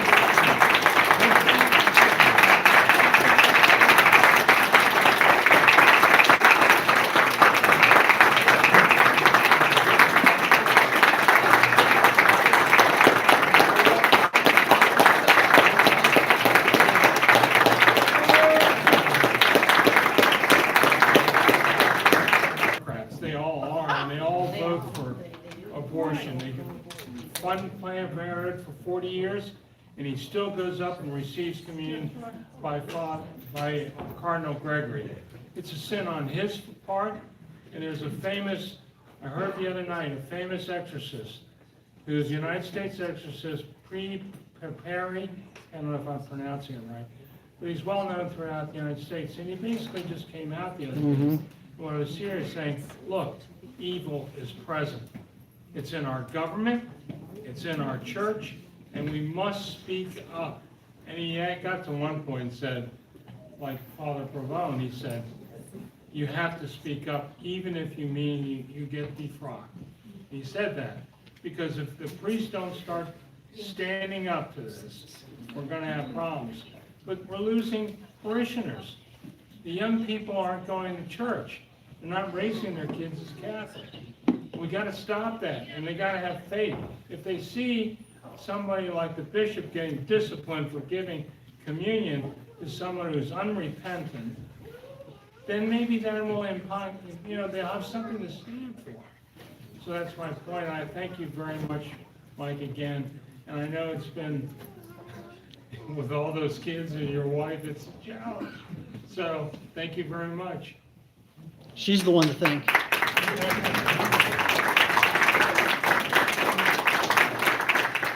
have a quick question for Sure. you. I don't know where I read it, but you had mentioned, at least I believe it was you, that the Catholic Campaign for Human Development started out as the Campaign for Human Development, started by devotees of Saul Alinsky. Yes.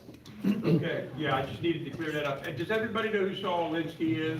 Yes. Okay, you all know. Okay, started by devotees of Saul Alinsky and basically taken over by, or infiltrated the Catholic So Church. it's actually a little bit worse than that. The Campaign for Human Development got the name Catholic tacked onto it in the 90s because it had such a wretched reputation and it was starting to lose funding because people thought it wasn't Catholic.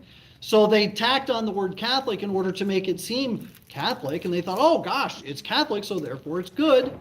But the thing is, the Campaign for Human Development, it was started in 1969 as a collection in the Archdiocese of Chicago. And it was done at the insistence of Monsignor Jack Egan, who was best friends with Saul Alinsky. And so he went to Cardinal Roche, who then took up the collection. It was a massive success. They gave the collection to Saul Alinsky's Industrial Areas Foundation and several other Alinskyan organizations. And then later, I think it was 1972, when Father Bernardin approached the head of the USCCB and said, we did this collection in Chicago and it was such a huge success, we should do it on a national scale. And so they took up a collection for the Campaign for Human Development. You can actually see old ads for it on TV. Where do I find that in writing? In writing? It's on your website? Oh yeah, absolutely. We have a whole article called The Marxist Core of the Campaign for Human Development. Thank you, thank you. What's the website? lepantoin.org. I've got business cards here if anybody needs one. Okay, one more question for Michael, and then we'll go to Frank Pavone. Yeah, I have a question about the church's response to COVID. Now, as far as church history, I don't know anything in church history comparable to Easter of 2020 where so many masses were canceled, you know? Right. And there's been problems with mask mandates, even within the church, at the Vatican, and here in the U.S., mask mandates, vaccine mandates, you know, aborted baby parts used in vaccines. Can you tell me, is there any coordinated study as to how the church may have made mistakes in responding to that, and what we can do to make sure that doesn't happen again? Great. So it's a complicated question, and the reason it's complicated is that there is historic precedent for restricting mass attendance in the presence of a plague. If you look to the plague in Europe, the 1500s, the 1400s, 1500s, there were instances where they did close churches for a very short period of time in order to mitigate the effects of the plague. However, at no point in the entire history of the Catholic Church has the Mass been shut down universally across the globe for months. Never once in the history of the Church. Now, if you really think about what happened, Mass was shut down just after Ash Wednesday, right at the beginning of Lent, when all of us were supposed to be preparing for the sacrifice of Christ on the cross on Good Friday and then followed by Easter. We were supposed to be in a season of preparation. Instead, people were locked in their homes. And do you know what the number one subscription was? Pornhub. So people throughout the globe were becoming addicted to pornography. They were Netflix saw its subscriptions shoot through the roof. Okay? Streaming sites were making bank, which means people were self-indulging at a time when they were supposed to be self-fasting. They were supposed to be going through a penance. All of that, it was an anti-Lent, okay? It was an anti-Lent from Ash Wednesday all the way to Easter. What happened at Easter? We saw Pope Francis alone in St. Peter's. There was no one else there. It was an anti-Easter. The moment when we're supposed to see the brightest light in the church descend on the world, and we were supposed to be little tabernacles, every one of us going up to receive Holy Communion, we then bring that little light of Christ into the world. We were denied that. And then what happened? As we were preparing for Pentecost, which was right about the time that the restrictions were lifted and they started to allow us to go back to church, you didn't have a descent of the flame of heaven onto the people of God. You had a flame erupting from hell and setting fire to the entire world in the form of Black Lives Matter. It was an anti-Pentecost. So no, this wasn't just a mistake. It was a diabolical inversion. That's what it was. Wow. Absolutely. You're right. Okay, who has the first question for Frank Pavone? Wow. Yes. I just wanted to ask you, what thoughts come to your mind if you were to speak about Norman McCorvey? Oh, yes, of course. One of the big pieces of the story is Norma. And the thoughts that come to my mind about her, who are sincerity. I mean, she was so sincere. She's a complex figure in some ways. This Jane Roe of Roe v. Wade, who ended up involved in the case because she was hungry. These attorneys took her to a pizza parlor to sign the affidavit, and that's all they needed. They just needed her signature to get the case going. She didn't appear in court. She didn't understand. She didn't even understand what was happening. She thought they were going to help her with her pregnancy. And she wasn't happy when the decision came out that she had technically won. And she was always ambivalent about abortion. So in some ways, she's a complex character. And some people tried to rewrite the history a couple of years back. But I can tell you, as someone who was one of the closest people to her, Janet Morana, our executive director, and I were very close to her.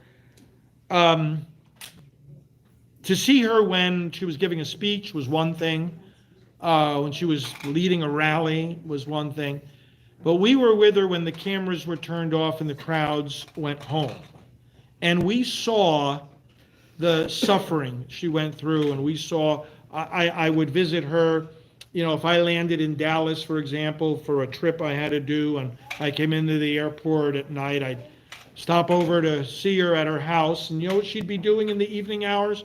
Making rosaries by hand to send off to people in other parts of the world.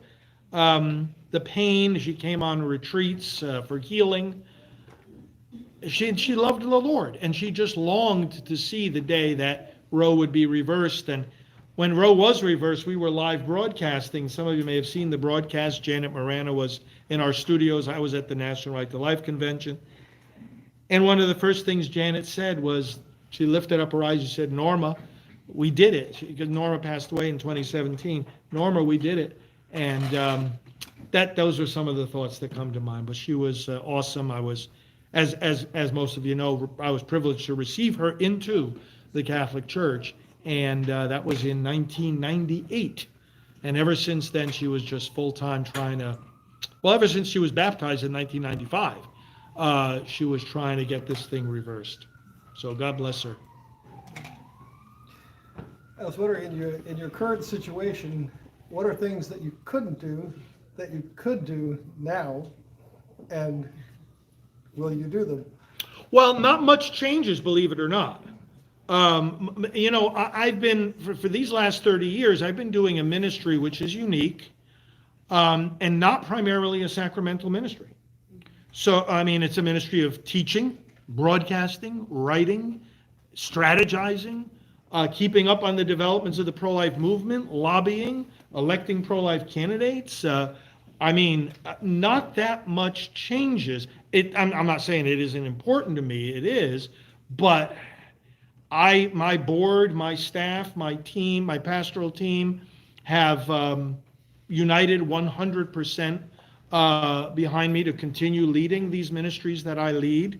To fail to do the things that I am able to do right now would be wrong, would be damaging to those ministries, and nobody wants me to step away from the work I'm doing. I presume none of you do too, right? I am going to, I'm going to, and along, Peter, with the lines of what you're saying, I also want to make it clear, I've gotten offers from other denominations to become, "Hey, Father, you could become a bishop in our denomination, or do this, that." I'm not leaving the Catholic Church. If a door has been closed, I'm knocking at the door. They like in these news reports to say, "Oh, this is without the possibility of appeal." You know what that's like saying? That's like saying there's no appeal above the Supreme Court. Technically, juridically, that's true. But haven't we just seen how the Supreme Court changes its mind? This can be reversed. And that's what I'm knocking respectfully at the door. And guess what? If this Pope doesn't do it, what happens after him? Another Pope comes. I will be knocking at that door, and whether the door opens again or not, as I shared in my remarks, I know what I'm doing. I know why I'm doing it. I've got a clear conscience, and we've got tons of support. We're going to keep doing it. Now, one of the things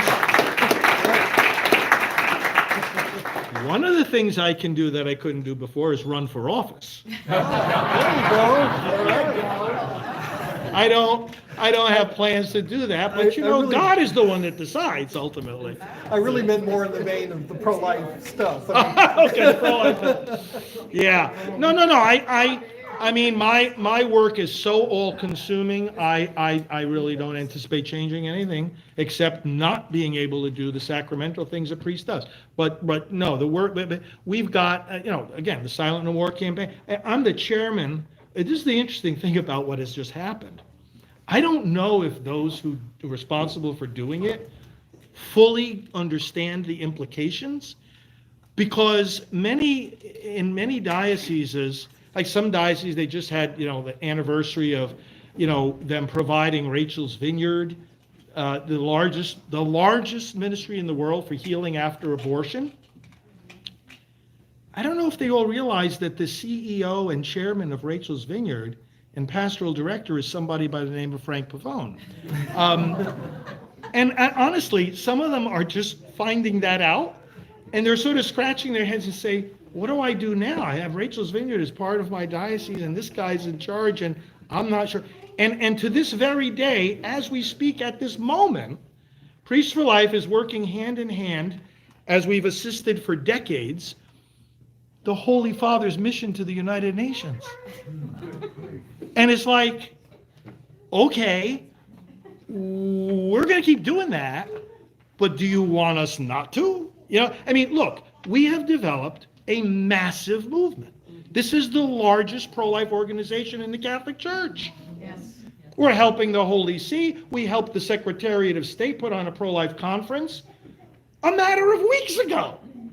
It's like, hey guys, what, you don't want us to do that anymore? So the bottom line of what I'm saying is, we're secure and serene in what we're doing.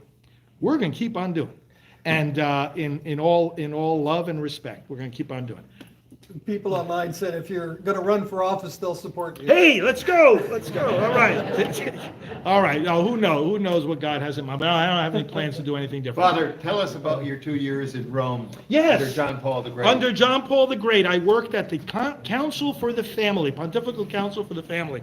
Now, the Curia since then has been somewhat restructured, but at that time, the Council for the Family was essentially the pro-life office at the Vatican, fostering the pro-life activities and teachings of the Church. So I was able to frequently interact with John Paul. What we would do, for example, is we would have periodically conferences. They would last maybe 3 days. Sometimes they were legislators, sometimes they were pro-life leaders from all different countries, and we might, focus on one or another theme of the pro-life movement, and they would come in and they would meet with us at the council, and then the conclusion of the meeting would be an audience with Pope John Paul II, maybe a mass in his chapel, and he would greet each and every participant. It was an experience, really. It was the year, what was magical about those years? I was there 97 to 99, and Evangelium Vitae, the Gospel of Life, had just been issued in 95. So the church was like absorbing this powerful encyclical. It was galvanizing ministries. It was giving birth to new apostolates of pro-life. It was strengthening the existing ones. It was a glorious time for pro-life. Those were the years that the partial birth abortion battles were going on, and John Paul was, this was palpably to him one of the most important matters facing the church. The encyclical was one of the ones that he wrote, so many, but this was one that had such deep personal meaning to him, and he was just an encourager. He would encourage us to no end. I mean, in these meetings with him, it was like having a pro-life rally, and he would be saying, oh, these ministries for life. He wouldn't just say for life or pro-life, for life. And he would just lift us up. It was a blessing, really, that the whole church experienced. But to be able to introduce pro-life leaders to him and receive his message and his blessing, my goodness, there was nothing like it. Unforgettable moments. One of my associates, that I had there one of those mornings to meeting John Paul. Funny thing happened, Jack, because when you go to meet the Pope, you stand in front of you have to go to the special doorway, the entrance there in the Vatican. You can't get in unless you're on the list, right? So there was a clerical error. Somebody made a mistake and put the name of my associate on the list, a layman who was on our board, and not mine. He felt so embarrassed. Here we are, we got the bronze door, and he gets in, and I'm standing outside. And it's like he goes to Cardinal Jeevish, at that time was Monsignor Jeevish, John Paul's longtime aide. And he goes to Monsignor Jeevish in a frantic uproar. Monsignor, Father Frank is standing outside. He's an official of the Vatican. He's supposed to be in here. And I'm just a worker for Priest Life, and they let me in. You got to do something. You got to do something. You know what Monsignor Jeevish did? He slapped him in the face. He said, calm down. We'll get him in. Here's the other funny thing that happened. The guys that were guarding the door, they were looking at me and said, who's this guy, waiting to come in here? It happened to be a day when several archbishops from the United States were coming to celebrate Mass with the Pope, with us, the same Mass we were going to. Every one of these archbishops, as they come in the door, hey, Father Frank, how you doing? And they start talking to me, and the guards are looking at, well, this guy must be somebody. All these archbishops are. So finally, they let me in. And then John Paul comes around, and he gives each person a rosary, and he greets them and everything. So he goes to give this same guy, my associate, gives him a rosary, and it falls to the floor. He drops it. The Pope dropped it. And so John Paul looks at him and he says, oh, I am very sorry. And Anthony bends down and picks up the rosary. To this day, he says, yeah, St. John Paul II, he apologized to me. So, those were some of the, I get all these memorable moments, but it was beautiful. Those years were beautiful. Evangelium Vitae.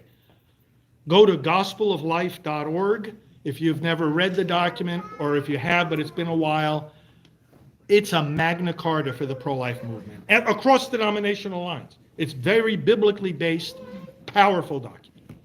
One last question. Yes. I wanted to thank you for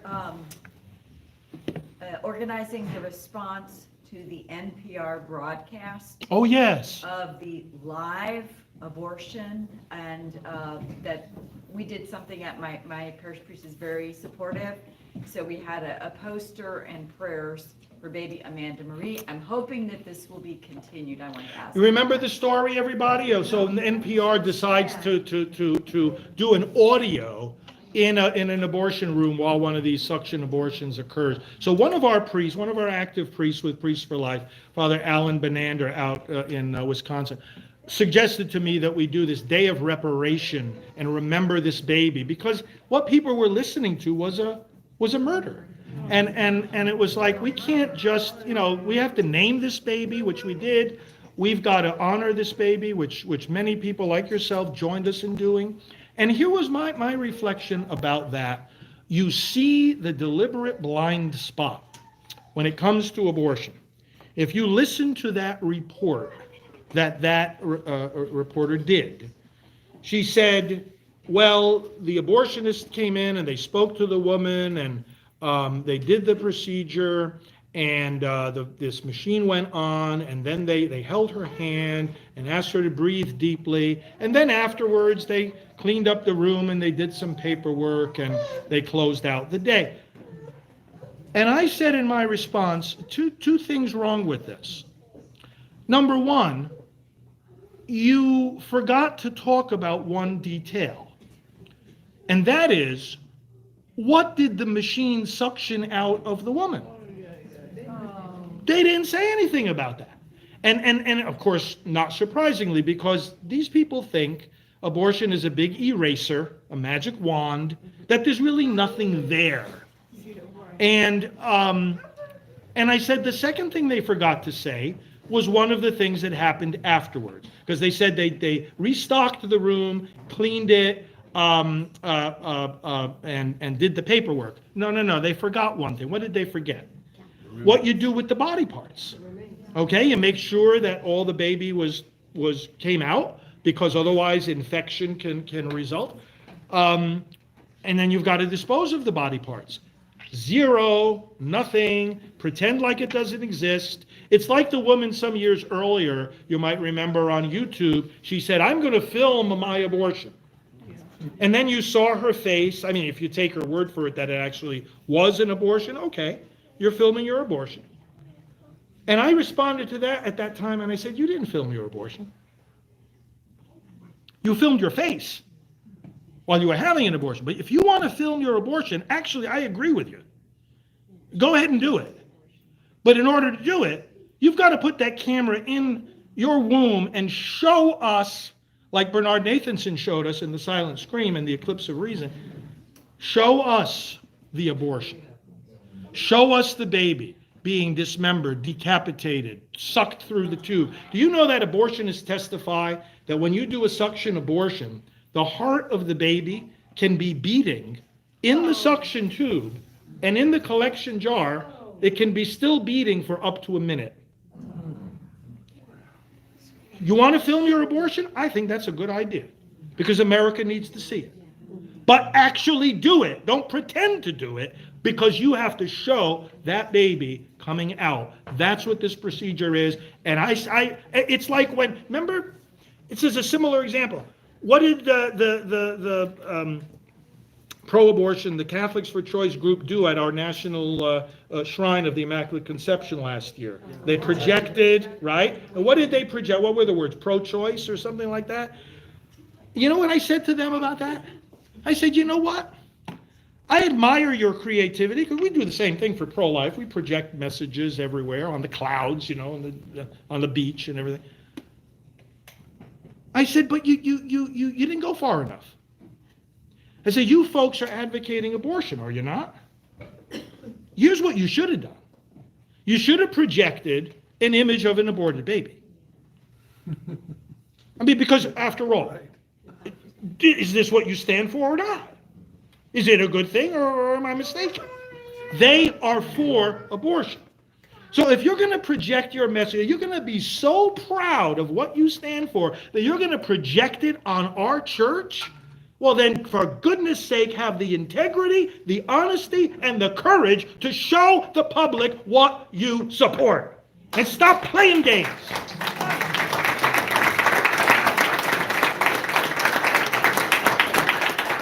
America, and this is something that Jack and Defend Life do so well, and so many of you, America will not reject abortion until America sees abortion. And it's time to show them. God bless you. Thank you.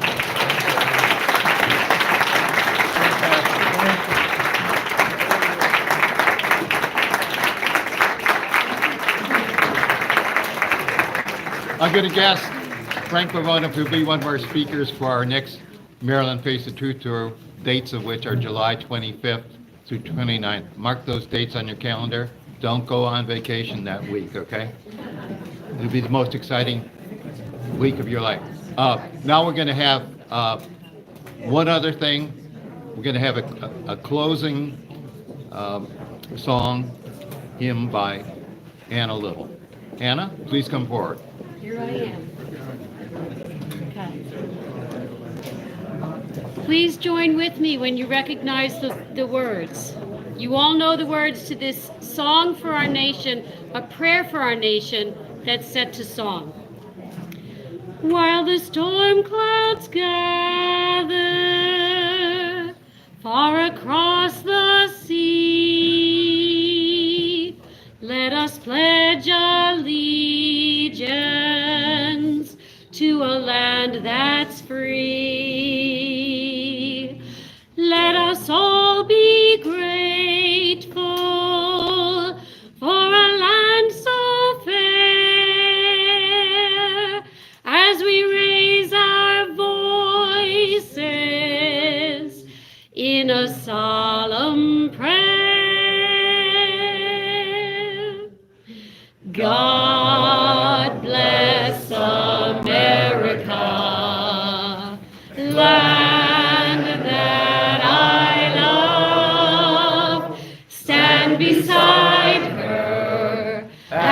and guide her through the night with the light from above, from the mountains to the prairies, to the oceans white with foam.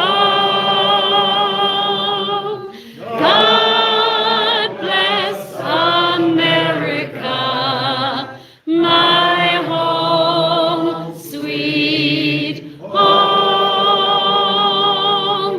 God bless America, my home, sweet home. Bravo! Hey, one closing thought. This entire program will be posted in a few days at defendlife.org. Watch it. Send it to your friends. Send it to your priest friends. Send it to the bishops of the United States. And just one thought. Does everybody know who Our Lady of America is? Our Lady, the Blessed Mother, who appeared to Sister Mildred way back in 1954 in Rome City, Indiana. And what was her message? If my image is brought into the shrine of the Immaculate Conception, then under construction just miles from where we're standing, and properly venerated, America will receive blessings beyond those of Fatima and Lourdes combined. Wow. And guess what? It's never happened. The statue exists. It still could happen. So storm your bishops with letters, prayers, whatever. Go to them, see them, and say, why not? Can you imagine miracles exceeding those of Lourdes and Fatima combined? And here's the kicker. America would become a role model for purity throughout the world. Isn't that exactly what we need? Make America holy again, Blessed Mother, the mother of our divine Savior, Jesus Christ. Thank you. We have wonderful refreshments in the rear.